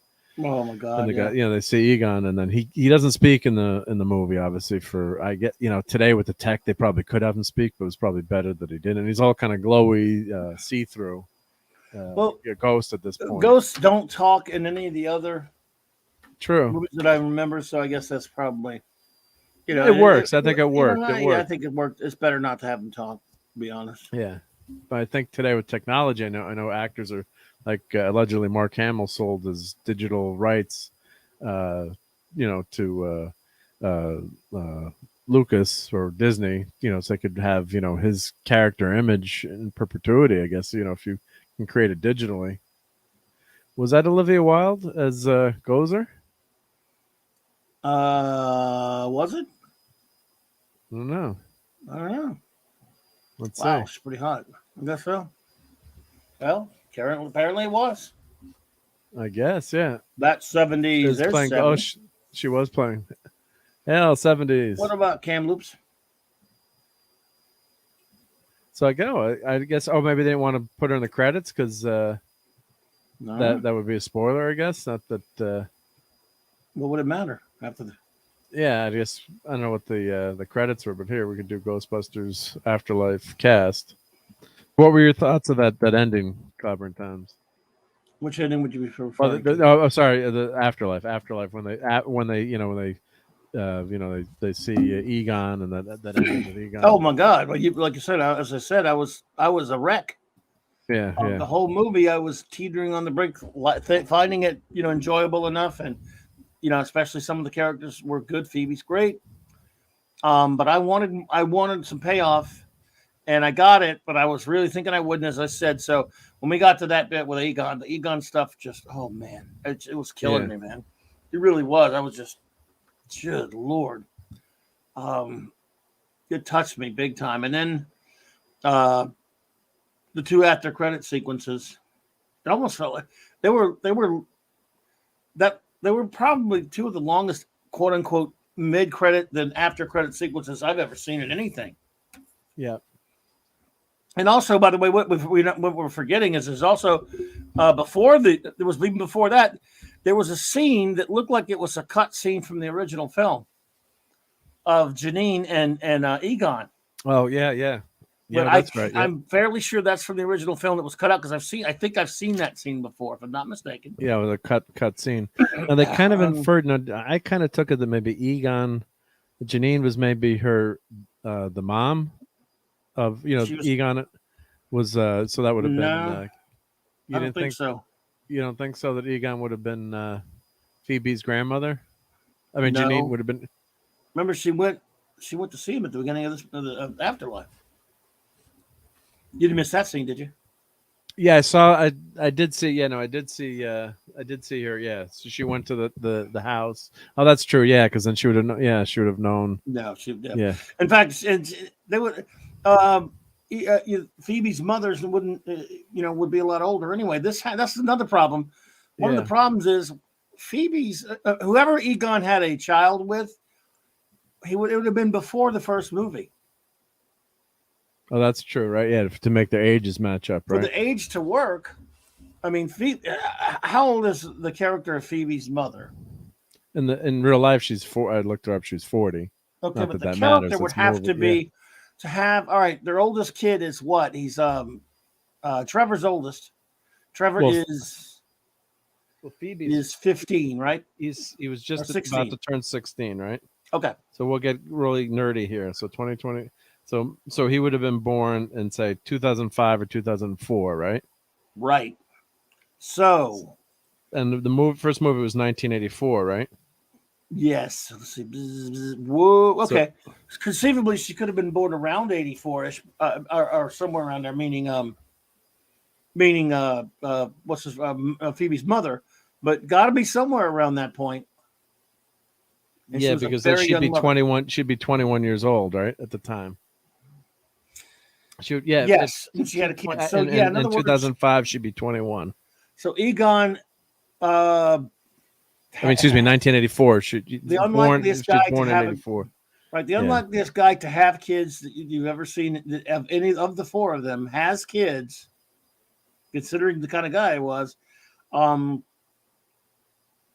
either right before the first movie takes place or in between the first and second movies. Yeah, right. Because so she would. Yeah, because otherwise you'd have to be. If you married young, you could have been a few years there. But he's clearly not married in the first movie. Of course, this is filed this under thinking too much or nitpicking, but still, but it's a legitimate thing to check. But yeah, so she was born in 85, and Ghostbusters 2 was Ghostbusters 2 5 years later. Yeah, yep. I mean, but it had to be closer to 84 than 85. Yeah, so if she was, but she's mid 80s. She's got to be born mid 80s. Yeah, she's got to be born in 85 at least, right? Minimum. 2005. Well, 2005 minus 18. A very young mother, but minimum. 1987. 1987. Yeah. And just a guy like Egon. It was always. It really isn't always the client wants phantoms. I know most of the geeks I know or nerds that I know of never date a woman ever. But all right. He's collecting spores, mold, and fungi. Yeah, but we're supposed to believe that Egon, and I love him. I love the character. It's pretty stretchy. I think it's kind of a stretchy McStretchness that Egon had a kid around that point. I let it go. I'm just saying. Yeah, but they never mention. They never mention. The mom at any point too. They just mention. They mention who the mom. They mention the mom's father. Phoebe's father a little bit. But they don't ever talk about who the grandmother is. So maybe we'll find that in the next. Wait a minute. The next movie, right? All right, let's see. Wait. Yeah, the mom has to. I mean, I don't know. It's just really tight. It's always the quiet ones. I know Phantom Menace. Yep. But I'm saying that is a good point. I can't quote the second movie like I can the first one. Yeah. So the more you think about it, I'm like, okay. He had but see, he knew, he was a loving grandfather who was doing something that he had to do, but he loved his kids. He watched her, he watched her grow up, but could not be there for her for a reason. So, yeah. And he had a lot of pictures of her in her youth too. So. Yeah, he basically followed her whole life story. He had all the everything about her. He had it was like the classic boards with all the when you're watching a crime drama, it's one of the boards with all the string on it showing everything connected to everything else. But he had her whole. It was really touching because she goes down there and she sees Callie, the mom, goes down there and sees that her dad really did love her and was paying attention to her life the whole time.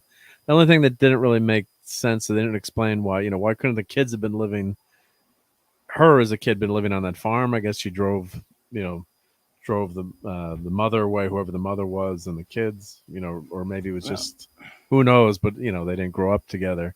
But if he was such a caring dad, I mean, you could have been involved too, to a certain extent. I don't know.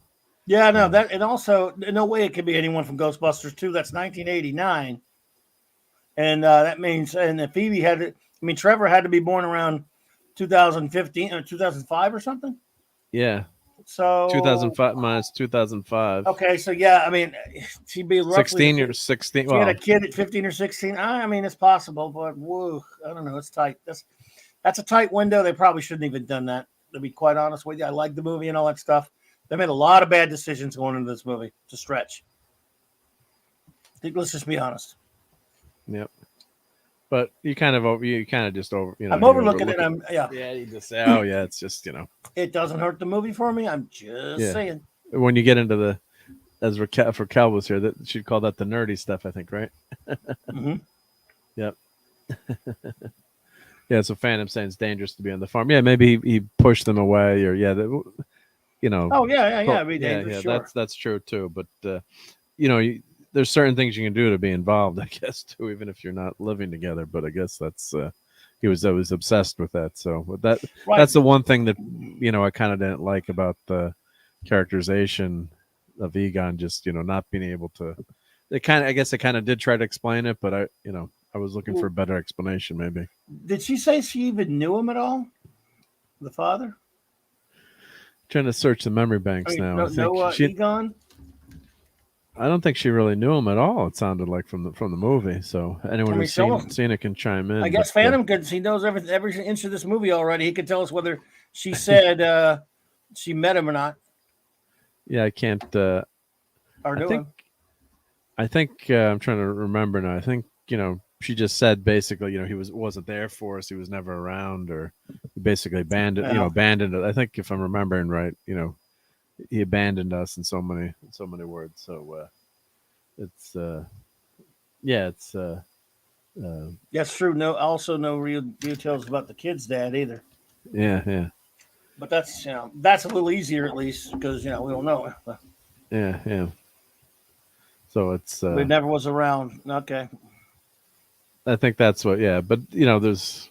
I guess that's just the way they explained it. But there's ways you can be. I had like a grandmother that lived abroad, but not that it's the same thing, but you still keep in touch. You write letters, or I know it's not exactly the same, but there's you can still kind of be involved. But it's all right. It's all right, but it's just Zool is their dad. Things. There you go.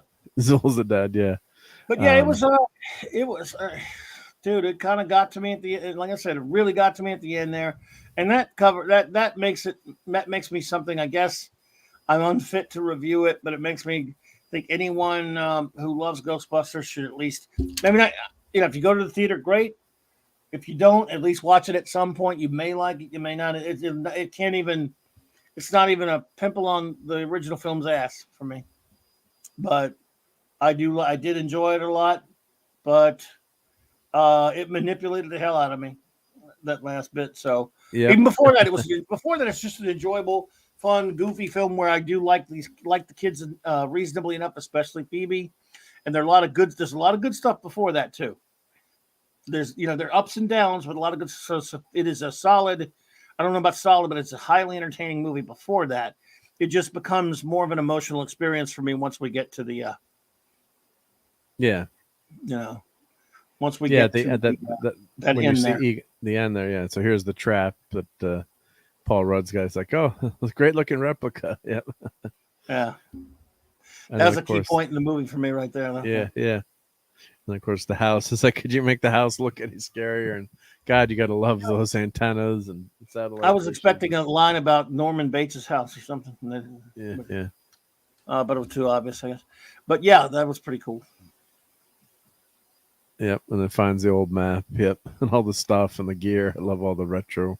Now it's retro gear, but all the analog electronics and tools, and that looks like Egon's house. Although he should have had grounded wiring, I would think. No, I'm joking, but he had all the old knob and tube, and that was actually one of the technical mistakes in the beginning of the movie that I saw. When I first started, I was obviously late to the movie, but she was trying to wire 220, and she tapped it to the neighbors. But all you need to do is, well, to get 220, you go to the it's a circuit breaker, and you change the 2 hot leads to you change the neutral lead to a hot, and then you have your ground, and that gives you 220. But that's okay.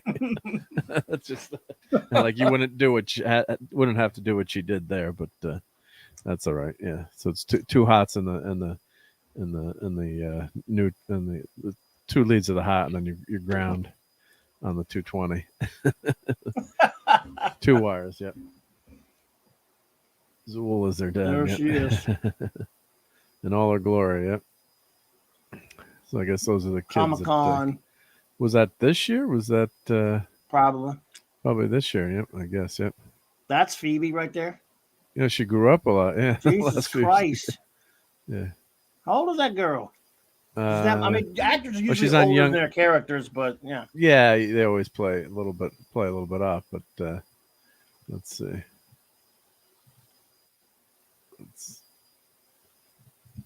I think she's only 16 or something. Let's see. Oh, okay. Because I know someone said something about the kid that plays Trevor's a lot older than that, but that's the way it usually is, really. Well, plus when was this movie made too? So it a few years ago now. Right. I mean, how long has it been in the can? Right. Yep. So and she played. She was actually in our favorite movie, Captain Marvel. Yep. So she was born. So she's 15. 2000. She's 15 years. She's born 2006. Yep. Mm-hmm. So. Yep. Okay, so she's only 15. I guess she's a couple years older than her character. That picture made her look older. Yeah. Well, I guess. That's I guess I did because I've only ever seen her. I've never seen her in anything. She was in Captain Marvel. Oh yeah, well, yeah. She was a young Captain Marvel. Okay. You're not I don't remember that at all. I saw it one time, and that's all I'm ever going to know about that one. But yeah, I saw. I've only really ever seen her in this, so that's why when I see her like that, yeah, it just looks a lot different. Oh, that's cool. Yep. Yeah, so it was a nice. These are obviously the promo shots from IMDb, but yep. So. But that was New York Comic-Con. Were you there? Yeah, but I was on the last day. I got to see Star Trek Prodigy. Remember we talked about that on Sunday Night Geekery. That's right. So they're destroying the town there. Yep. Yeah, I don't know why. I know there's some article we saw a link to about why Rick Moranis isn't in it, but maybe he's given up acting. I think he doesn't want to be an actor anymore. Yeah, I thought he retired from acting. God, and he got clocked a couple of years ago too, or maybe right. Somebody walking that street, and someone just punched him in the face. God, they got the guy SOB, thankfully. Yeah, a little piece of filth hit him.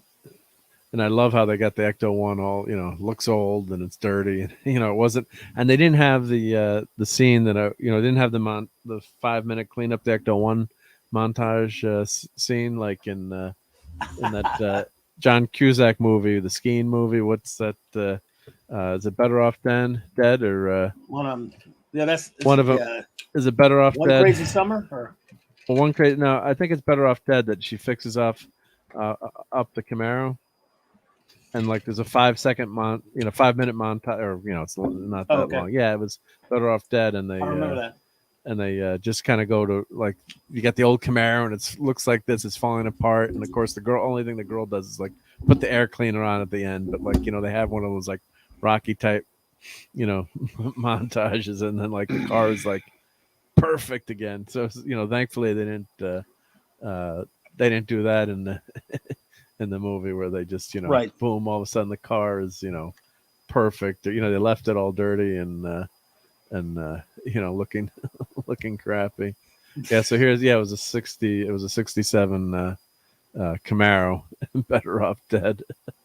So here's the car. Yeah, so the car looks like this, like falling apart, and a few minutes later they have the musical number, and then the car is looking awesome again. It's like from this to this in just one scene. Gorgeous car, by the way, even though I'm a Mustang guy, but gorgeous car. So yeah, they did. Yeah, they did catch the SOB. Yep. Yep. Yeah, and he had retired. Yeah. Crap. Yeah, I'm sure they. Mm-hmm. I'm not sure, but I wouldn't be surprised if they asked him to come back, and he's probably said he's done with acting. So here's where the ghost is kind of like, or the gatekeepers, trying to get us to get out, I guess, and like, why did you open that? Oh, that's the scene where they're on the mine shaft on this, like a swing on the mine shaft. Like, let's sit here. It's a good spot to be. I guess that's the house in the beginning they get evicted from, I think, their apartment. Yeah. Yeah. Yeah, that's the eviction notice, yeah. Actually, IMDb has a nice photos here. Yeah, so they're the first time the ghosts, you don't know at this point, but this is a ghost trying to escape, and they jump under the table, and mom's like, under the table, the whole farm is shaking, and they realize there's no fault lines there. There's, what's going on? Why is the town shaking? They think it's fracking. Yep. And of course, that's the scene finding the Ecto one. And podcast is really well done. He was written well, and his introduction and kind of being the shy kid. He's obviously got a crush on Phoebe, but it was and she goes to summer school, and starts to interview her, and he's obviously a smart kid, and that was really cute. And he says, and what did he ask her to do? It wasn't to go on a date. It was to be his lab partner. And you think he's going to ask her to like go get a hamburger or go say, it's like, would you like to be my lab partner? And she's like, well, I don't think we're actually going to be doing any work this summer, but yes, basically. So that was cute. Yeah. And one of the lines to the mom too was like, the kid's like, saying, you've got to help me out here, do this or do that. And I'm paraphrasing my bad memory, but, and one of the kids is fine, and the mom's like, why do I have to do that? It's like, well, you're a mom. That's your job. That's all basically all you do is, take care of us. Yeah. Yeah. Yeah. There you go. Yeah. That looks so cool. That was a great idea, having that seat pop out. Okay, she does have a seatbelt there, as Dadman said. Yep. Yep. And that's a nice shot there, the Ecto one flying around in the field. Yep. That's the director. Yep. Yeah, don't let your feet hit the ground, kid. Yeah. There's no That's cute. Yeah, I'm sure they had fun There's Ivan making this movie. Yep, there's Ivan. Yep. Way better director than his son will ever be, though. Well, it's hard to follow in your dad's footsteps, right? Yep. That's in the Walmart. Yep. And the gatekeeper. Yep. Oops. Coming soon. Well, it's out now. And it did okay. Yeah. I guess it beat projection. I'll tell you one thing. It's done way better with audiences than with critics. And it's done, like in the aggregate sites and everything, fans, it's getting way better reviews from audiences than who. So yeah, that's been interesting. I think I was going to put up maybe a few of the reviews where they're saying it's like a nostalgic rehash that has no didn't cut hard enough, or I don't know what they Ghostbusters is a comedy. It's not Schindler's List. It's trying to send a. Well, they're just pissed off at everyone who didn't like the 2016 trash. Yeah. That's really what a lot of it's coming from.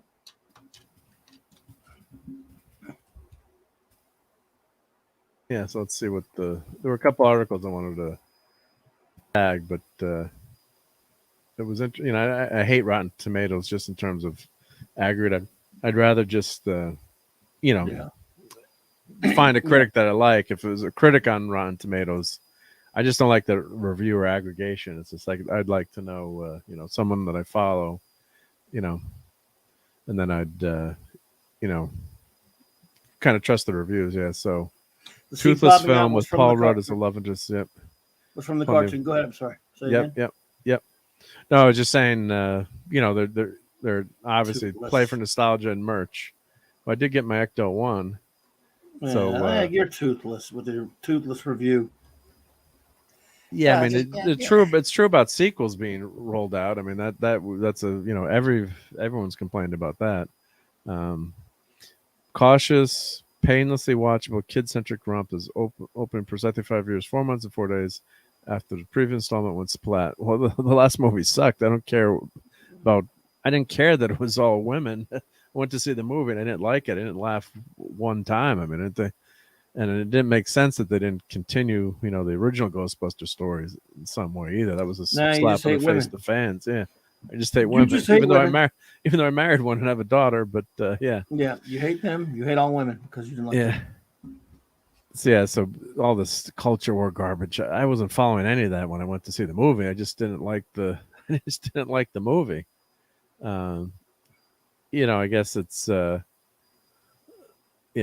Let's see what they're saying about it in terms of I guess what you want, some more hard hitting movie. I don't know. I mean, I thought the movie was well done for in terms of doing a sequel and picking off and showing off that next generation. So let's see. You always go to the last paragraph and see what they say. Yep. They're ghosts. They're busted. By design, there isn't a single genuine surprise in the movie. Instead, the movie leans heavily into the previous installments, an effort to create the kind of self-generating franchise mythology that can support further sequels and so on.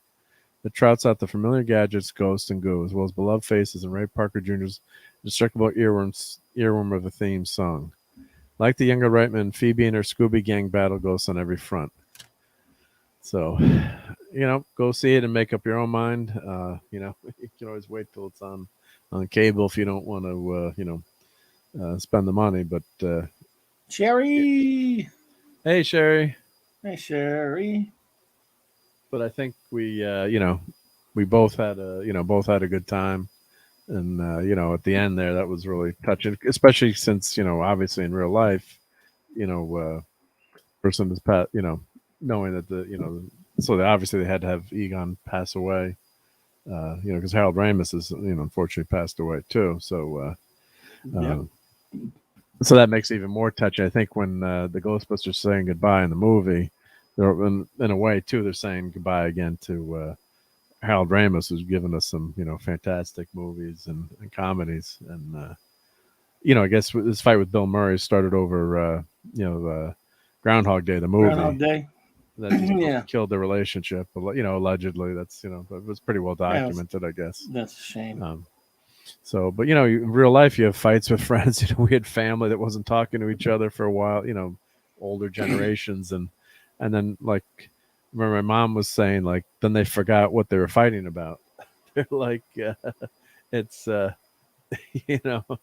it's what we're arguing about. Let's have Thanksgiving dinner again. Enough of this crap. So let's see how Ghostbusters Afterlife is doing here. So 44 million. That's in 2 days. So let's say 1 to 2. Yep. So that's I'd say 44 million, and this vid world is probably pretty good. Let's see yearly. Let's see 2021. So Shang-Chi made 224. So this is a new world though. We're talking about movies and entertainment. Is this that the movie the lead now? For 2021. Yep. Oh wow. So we're almost done with 2021 basically. And this movie would have made over $1 billion probably, I'm guessing, right? Say this was, the typical Marvel movie. Captain Marvel made $1 billion, right? And a normal before the vid hit, right? I'm not sure Shang-Chi would have anyway. Or Black Widow. But would have made maybe 800 or 700. It would have made a lot more, in right? fact, Or Venom. I'm absolutely sure it wouldn't have got to the billion point. Neither would Black Widow, but it wasn't released internationally either. But look at these numbers, right? I mean, let's go to 2019. Let's see what the top movie of 2019 is. Look, 858. Avengers Endgame, and that's the biggest of all time. Yeah. So 543. But I'm just saying, look, Frozen 2. Sure. Captain Marvel was domestic. Was this is just domestic. Right. Yeah. Oh no, I hear you. I hear you. Yeah. Yeah. They would have made a lot. They would have all made a lot more. Yeah. So, but, and also that means, 700, 700, 600. So 2019, that might have some part of those months or, A few coins. Yep.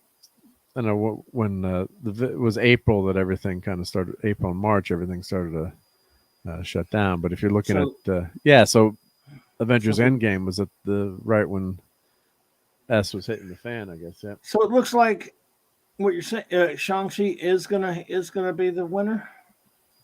I think this movie will be. I think because Venom is probably done. Yeah, I think Venom is done for, right? It's got 1 month to go. Yeah, but I think they made 44. If they do 44.80, it's going to be close. It's going to be close. I think it's going to do.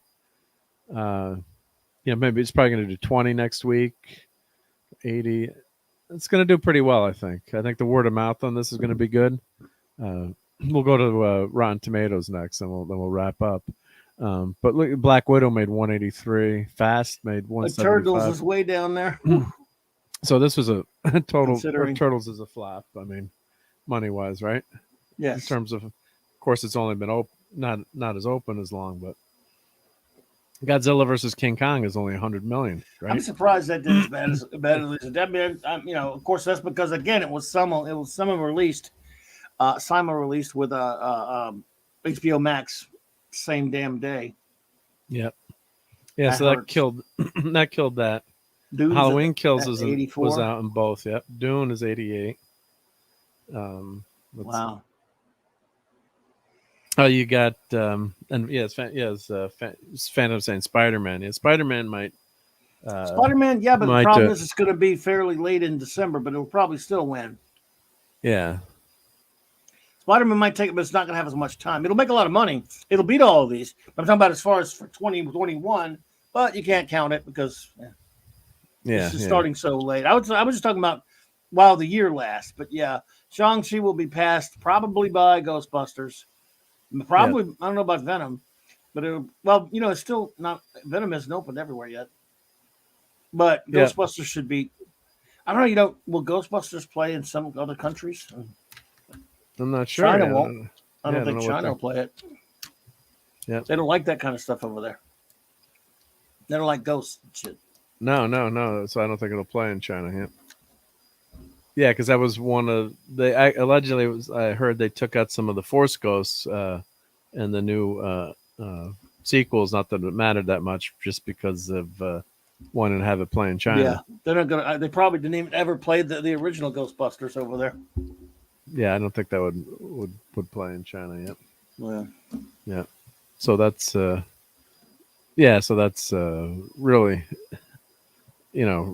so they've only it's only been out this weekend, but that's pretty good for an open. I guess you can see on on the weekend. I guess you can see what. Yeah, here you go. So like 11, 16. Eternals did 30s, but then it tanked. Tanked after that. Dune, which everyone seems to love that I've talked to. No Time to Not Die. How much did that make this? Even pay attention to that. How much did that make so far? I mean, not super great, and it's never going to make it. It's probably it lost money because they kept reshooting and all this other kind of crap, and it's not going to make any of its money back. And there was talk about releasing it to HBO Max or having it, be out at the same time. So 154. Yeah, they think that movie they said cost them like $500 million. What they're all in for? Because they kept fiddling with it and stuff. Yeah. Did you watch it? I didn't watch it. No, I didn't watch it. No. I might watch it for free, and I don't think I'd go to much trouble to do that. Really, is it streaming yet? No, it's not streaming yet, right? I don't know, and I don't know where it would stream. So. Well, and isn't that? They were going to sell it. Yeah, they were going to sell it. Maybe it'll eventually, at some point, it's going to be streaming. It might be a year from now, but I want to see that director's cut of Rocky IV. It played last week, and I didn't get a chance to go to the theater. I thought it would be on DVD or Blu-ray already, but it's not. Damn it. Yep. So let's check up Rotten Tomatoes and just see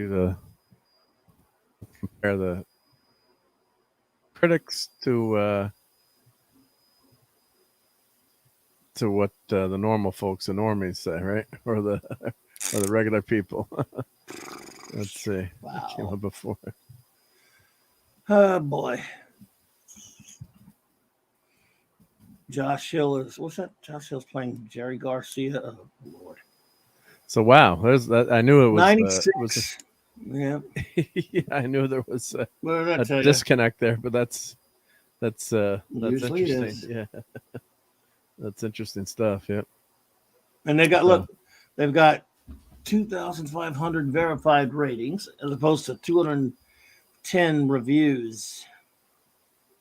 Well, that's why, like I said, this is a great reference. Of course, it takes people have got to spend the time to give a review. So this number here, it's like find the reviewer that you like, and then Film Thread. I think that's Al Gore's. Al Gore, Chris Gore. Sorry. Yeah, it's like Al Gore, Chris Gore's. Yeah, is he Film Thread? Yeah, that's his Film Thread, I believe. So maybe that's one of his critics that worked there. So he gives it 8 out of 10.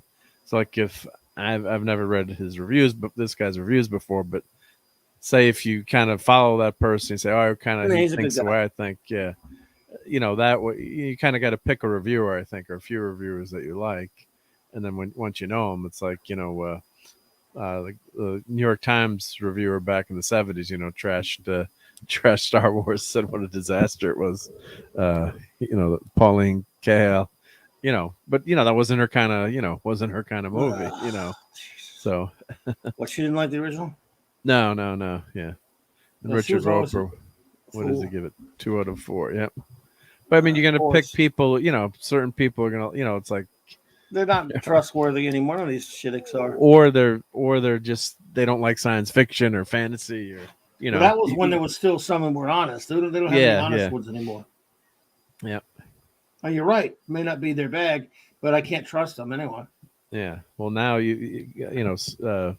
Siskel Ebert, Siskel and Ebert are gone, but those guys, they get fights with the studios, over the reviews. Yeah. I mean, Leonard Maltin might have been a jackass, but I mean, he at least he gave his opinions. I mean, did you ever who didn't buy almost every other year that Leonard Maltin TV movie guide that had all the movies and before there was an internet? Yep. Did you ever used to buy that book? Yeah. Every couple of years I would buy, you could look up your movie there. Yeah. And he put some dumb stuff in it. He gave some low rating to some crap sometimes. And plus, when you'd go to rent movies in the video store, right? That was the video store hell. If you guys out there have experienced that, where you're trying to pick out a movie to rent, and you're searching through the movie. So it was great to have those kind of lists, or maybe like hidden gems that you didn't know about, or those were always the kind of books or things like maybe you would like to rent Seven Samurai if you like the Magnificent Seven, sir. Whoa. Right? So those kind of tips. Did you see that? No. Peter Aykroyd died on Saturday? I didn't see that. No. According to Phantom Outsider. I hadn't heard that news. No. Wasn't that that's Dan's brother, right? Let me Google it. Yep. Let's see. If it's it. Let's see here. Died November 20th. Oh, that's horrible. Canadian actor, writer, and comedian. Yep. 66. Yep. I remember him vaguely, but he wasn't really. I mean, he wasn't on as much as his brother. Yep. Wow. Oh, that's sad. God. Oh. Yeah, November 20th, one day after his 66th birthday was at the end of SNL. Yeah. Wow. Aykroyd had died. Yep. Well, that's sad news. Yep. So he was on Second City TV. Yep. SCTV. Sunday Night Live. Of course, not as famous as his brother, obviously, but he was a comedian and writer and an actor. Yeah. Yep. I remember him very well, but yeah. Yeah, well, here I'll put his picture on real quick. Yeah. Yeah.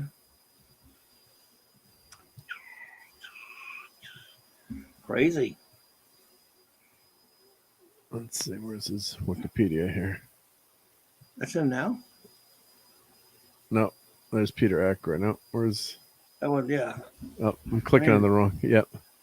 I guess the different one there. Oh, they don't have. They don't have his photo up. Let's see. I've seen the pictures, but go. Go back. Yeah. Let's see images. That's a different. That's a different guy. Just put Where's Peter Ackroyd obituary, and you'll find the picture. It should be enough. Huh? If I do SNL, maybe. Wow, I found that's what happened. I guess. Yep. And I wasn't using DuckDuckGo. There he is. Yep, right here. Yeah. Wow.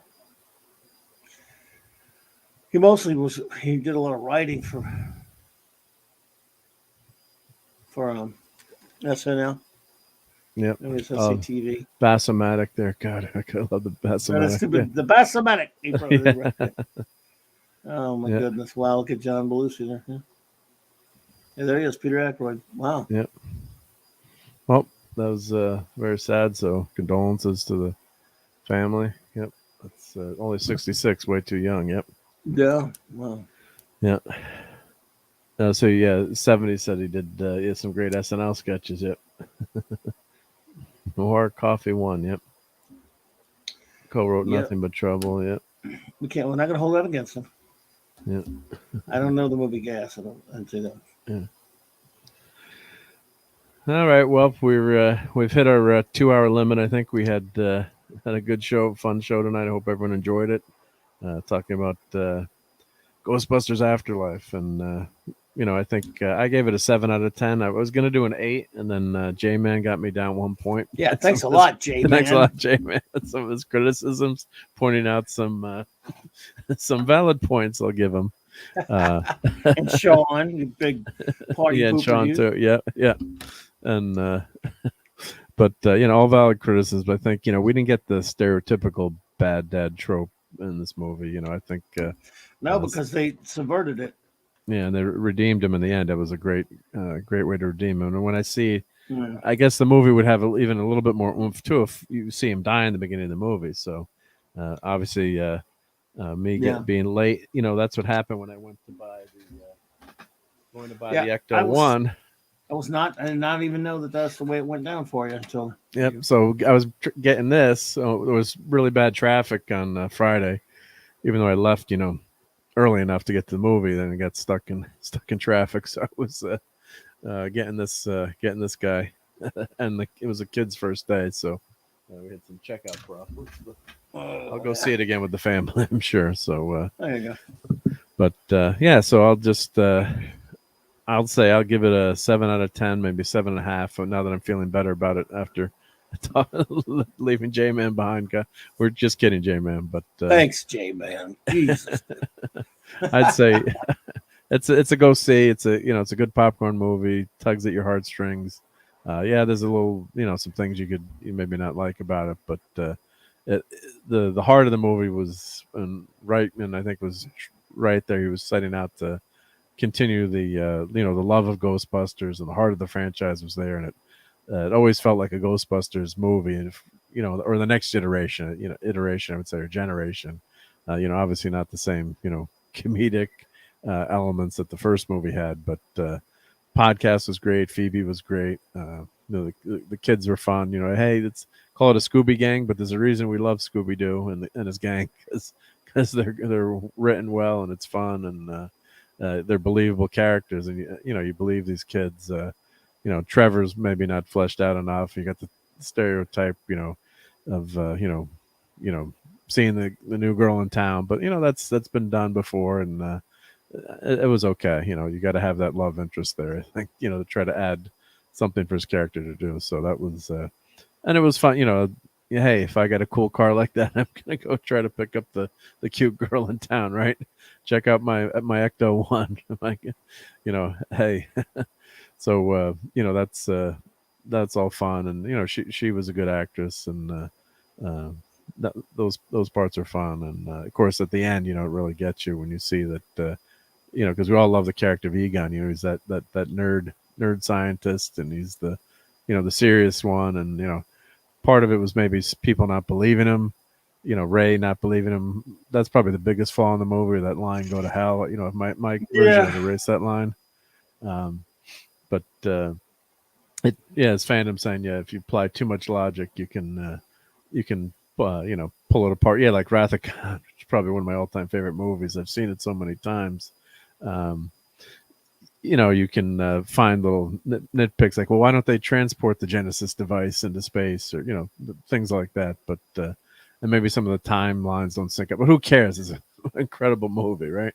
So so you can the logic. If you're too logical about a movie, it can fall apart. Yeah, and the girlfriend, had a sense of humor, pretending that he was in jail. So so there were some good moments. I think when you watch it twice, you'll pick up on some of those things and see the love that they had for the property, IP, movie, characters. I think it's all there, which was important. And then when I take my kids and family to go see it, we'll see how they rate it. So, but I'd say, go see it. I agree with Kyle's giving it an 8 out of 10. Don't listen to J-Man. It's an 8. Yeah. So, okay, I'll go back to my 8. so you got me back up another half point. But what was your your summary of the movie, Claudia? What was your 8 out of 10? I think, or I'm gonna go with an 8. I disagree. I mean, I absolutely do agree with a lot of those criticisms those guys come up with. However, I'm not so sure I agree that. Look, I don't like the bad dad trope either, but this is a case of they set up the bad dad trope and then subverted it and showed that it was an error. Snorty, look, Snorty there. Snortopupus. So, Cuba. Yes, I mean they don't like them, shit talking, Egon so much. They did so much in the movie. Well, but they admitted that it didn't matter that all those people, it was weird for those people in the town to see him. He did weird them out. I mean, it was understandable for them.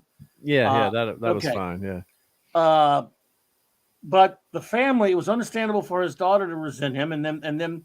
But somewhere at some point in the film, we do find out his ghost is there. We find out why he's doing what he's doing. And he does help the kids become Ghostbusters. His ghost presence is there. Then eventually his daughter finds out what's really going on. And they subvert the bad dad trope, for one thing. Now, secondly, again, if it went on too long for them, I can kind of see that. However, I do agree that it's probably wasn't necessarily a good idea for, as far as them hating or being angry with Egon and not believing him. Something that deserves more explanation as to why they wouldn't believe Egon from what's going on. Yeah. Okay, I'll give you that. That's a flaw in a movie that has flaws. But once it got down to, again, for the most part, it's still very entertaining with some characters that surprised me how good they were, being especially Phoebe. Some of the other ones were just sort of okay podcasts. I grew on me and I liked him.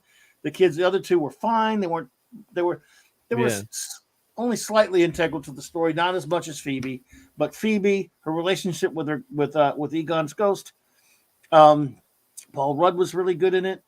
I also do agree that reusing Gozer may not have been the best choice, but it doesn't damage the movie for me the way it does for our good friends over on the J-Man show. It doesn't damage it. I do agree that I would have used something different. I mean, like Sean's point is spot on. I think, why are you doing that? Nevertheless, they did, and it doesn't cripple the movie. I understand where he's coming from. Yeah, really do. But it still rates up high for me, like an 8 or something, because it's pretty enjoyable with some fun characters. And then the last 20 minutes, I'm not qualified to look at objectively at all, because it really grabbed my heart. It took it and it said, here you go, lover of the original film, and even liker of the second film. Here you go.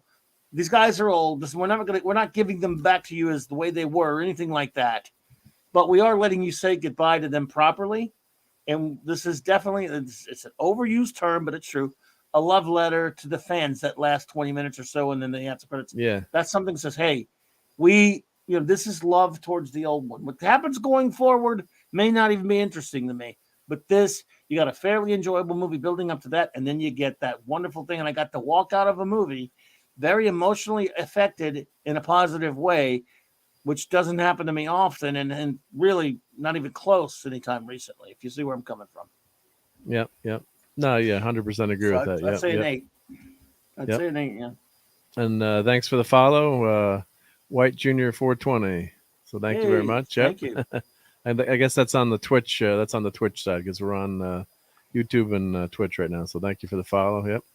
And yeah, I 100% agree with that. Yeah, that's a good, great summary as usual from the Great Clobbering Time. So yeah, did a lot of things right in that ending of the movie, and it you know, I could see where it maybe people would have been a little bit upset, and I understand J-Man's feelings there, but yeah, they did him right in the end. And God, that scene where you see him, appear helping to hold the proton pack, if you haven't seen the original, you didn't grow up with the Ghostbusters, does it have the same meaning?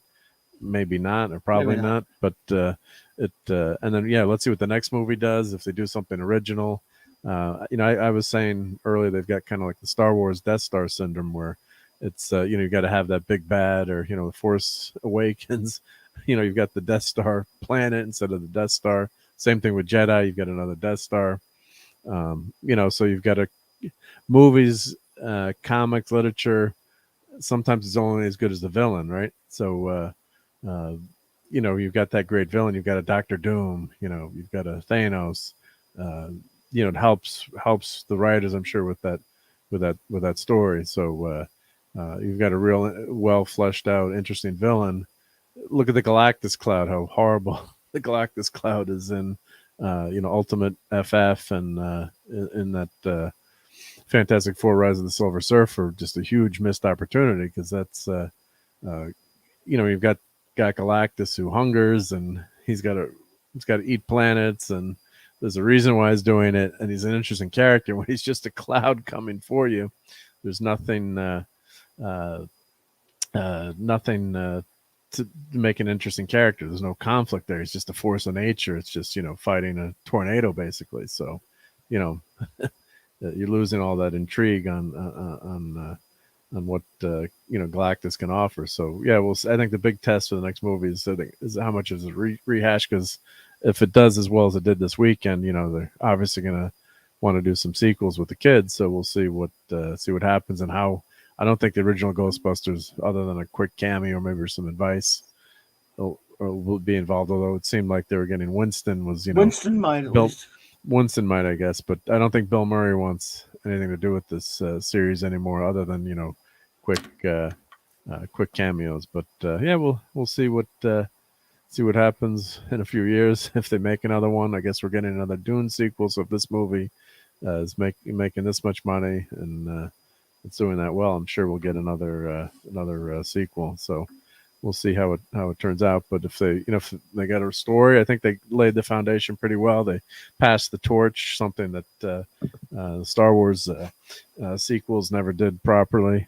Without getting another half-hour discussion on that, but I think the torch was passed pretty well in this movie, and that's kind of what I'd wanted to see in the Star Wars sequels, where you had new characters working with the old, and you had the old characters passing that torch and being integral to the story instead of getting killed off one by one.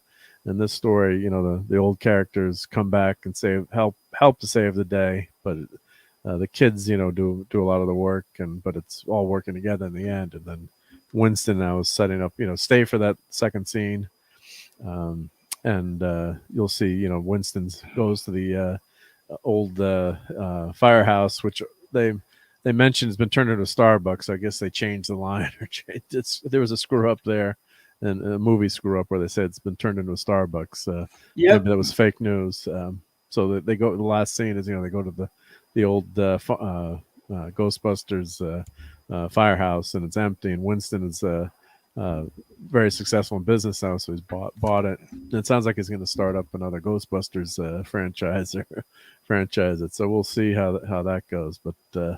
It was well done, and it was a nice setup. So and Snort's saying he likes the name Phoebe. So okay, so that gets Snort another point on the scale then, I guess. But so yeah, so I think that's a good part to wrap it up. We'll say our goodnights to everyone. Let me go back to see who was who's in the chat here. I know I'm going to forget people, but I appreciate everyone stopping in and spending part of your Sunday night here. It's late now, so Sherry was here. Sherry was here. The great Pat S. Sherry Pat S. Yeah. Darius Munchausen, the great Phantom Outsider, who doesn't forget anything. Thank you. By the way, where's Phantom Outsider? I haven't seen him in years. When's he coming back? Was he here tonight? He didn't say anything. Yeah, Clobby's playing the reverse game. Yep. Dadman Walking was here on Twitch and on the YouTubes. Let's see. We got Courtney's Fellowship of Oddball stopped in. Let's see. We've got the Stream Element Spot, Punk Waddle. Kogi Pan was here. John? John was here. Yep. Yeah. JPRPH1. 70s. John. Yep. 70s was here for a little bit. Yep. So I'm going through my list here. Captain James T. Skywalker. Yeah. So yeah, and of course we said Sharon and Dollyhead Braces. Stuart Mitchell was here. Right. And Cal 48 and the great Snortopoopus. And who else am I forgetting? Kal-El. I forget anyone. You got Kal-El. You got yeah. I think we got everyone. And if whatever. Yeah, my couple new subs, and yeah, if I forgot anyone, it's just because they're getting old. So there's Sean. And Sean, yep. Yep. Sean was here. Yep. Thank you, Take Sean. care, yep. Sherry. Good to see you there. Yep. So it was a fun night. Yeah. Fun night hanging out with everyone. Really appreciate you guys spending the time to, I'm coming from my neck of the woods and getting on the internet and just chatting away. And it always amazes me when people stop in to listen. But it's always a fun time. It's been a great community. So we got a fun thing going here on Sunday night late. So it's a good night to wrap up the week and then get ready for the week. So I hope everyone has a great week going ahead. A great, fantastic Thanksgiving if you're from the States. Snort, I don't know if you eat turkeys. What do you don't tell me you eat what do you eat for Thanksgiving? He eats humans. Humans, yeah, don't have any humans for Thanksgiving. I'm gonna do a deep fried turkey this year. So again, sorry. If you were closer, I'd send you some, but yep. But yeah, so everyone have a great Thanksgiving. Clobbering times, don't eat any bugs on Thanksgiving, right? You have turkey down in New Orleans, right? For Thanksgiving, right? Oh, kidding me? We do some people turkey. Don't eat fried turkey comes from here. Fried turkey's from there. Yep. I don't know, but I'm just saying. Yeah. Well, you got great food down that way, so yes, sir. That's good stuff. But no one eats like crawfish for Thanksgiving. Oh no, right? They do. Not us, but I know some do. They just do a crawfish boil. Ugh. Oh, for Thanksgiving, yeah, they do a crawfish boil. Even okay, that's what I was wondering. Yeah, not you. Yeah. Well, we do the Italian Christmas with like 7 fishes. So we have squid with extra tentacles. No, shrimp, we do Thanksgiving, then we do the same thing for Christmas. Turkey and dressing. Turkey and dressing, right? Yeah, we do. Eel is one of my favorite things to eat. I love eel. Deep fried eel. It's delicious. Yeah. Jesus, man. Jesus, yeah. And then we do flounder and shrimp and calamari and fried calamari. I love that line from The Simpsons where Bart goes to like the restaurant. It was one of the early Simpsons, and he's like, "I'll have the squid with extra tentacles." And they bring in this gross plate with all the tentacles everywhere. No, he doesn't do well. Yep. So I'll get into turkey at Honey Baked. I promise the mods I won't eat any humans unless they ask me to. Yep. Cajun turkey. So yeah, just appreciate everyone being here, and then check out Clobbering Times obviously on Monday night with Mark, the great Mark C's comic, and you're gonna have Purple. It's gonna be on that. Yeah. Talking about Alan Moore. Yep, talking about Alan Moore. Yeah. Yep, and I'll be on with you on Thursday night. Sure. Probably normal time. I think if I wake up from the turkey coma, Thanksgiving's usually pretty early, 2:00 we eat, and then 6 o'clock, 7 o'clock, you have that turkey sandwich. So we'll see if I'm not going to be lucky. I'm going to someone. It's a different type of get together thing, so I probably won't be lucky enough to get any leftovers, which bums me out already. But go ahead. Yep. So why don't we? I'm going to play this one of my favorite clips from Ghostbusters here. Well, we've got a couple of fun ones here since we're talking about Ghostbusters, so we'll play this 24 hours a day, 7 days a week. No job is too big, no fee is too big. So my buddy Rob had a business. He would always say that to people. He did Central Vac. So, yeah, so they would ask him, what can you do it? He'd always say, "No job is too big, no fee is too big." Sometimes the people would get it. Most of the times they wouldn't. But he used that line a lot of times in giving quotes. Yeah, which is funny. Yep. And then this one, I always love this line here. Back off, man. I'm a scientist. Right. I had Claude maybe a T-shirt right after the film came out in '84. He was an airbrush artist, I could tell you, and he made the sign and everything, and it said on there, "Back off, man. I'm a Ghostbuster." Yeah, right. I love that. Yep. And then, Ghostbusters, we're ready to believe you. I just love God bless Harold Ramis in there. He's just with that smile. I just rewatched Stripes for the 10 millionth time the other day. He was fantastic. I found in my Blu-ray had a special edition that has like the Stripe Mobile in paper, sculpture you can make. Nice. I still haven't made it yet. But Read-along extended scene that never showed on cable that in the old DVD I have of Stripes from a while back. I don't know if you've seen that. No. There's a scene. Well, I don't know if you've seen Stripes a million times. Anyway. Yeah. But yep. Yeah. And all right, the last clip. We got to do this clip. Human sacrifice, dogs and cats living together, mass hysteria. I mean, it's so quotable. So many great quotes. Yep.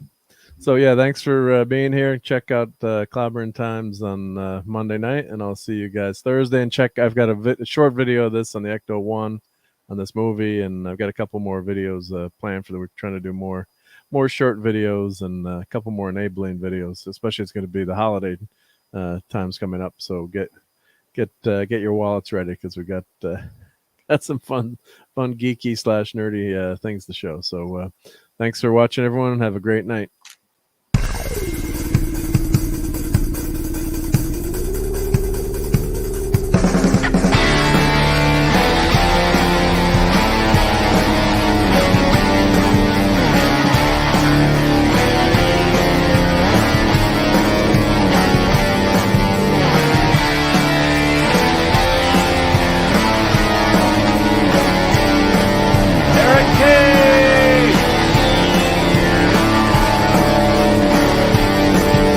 Later.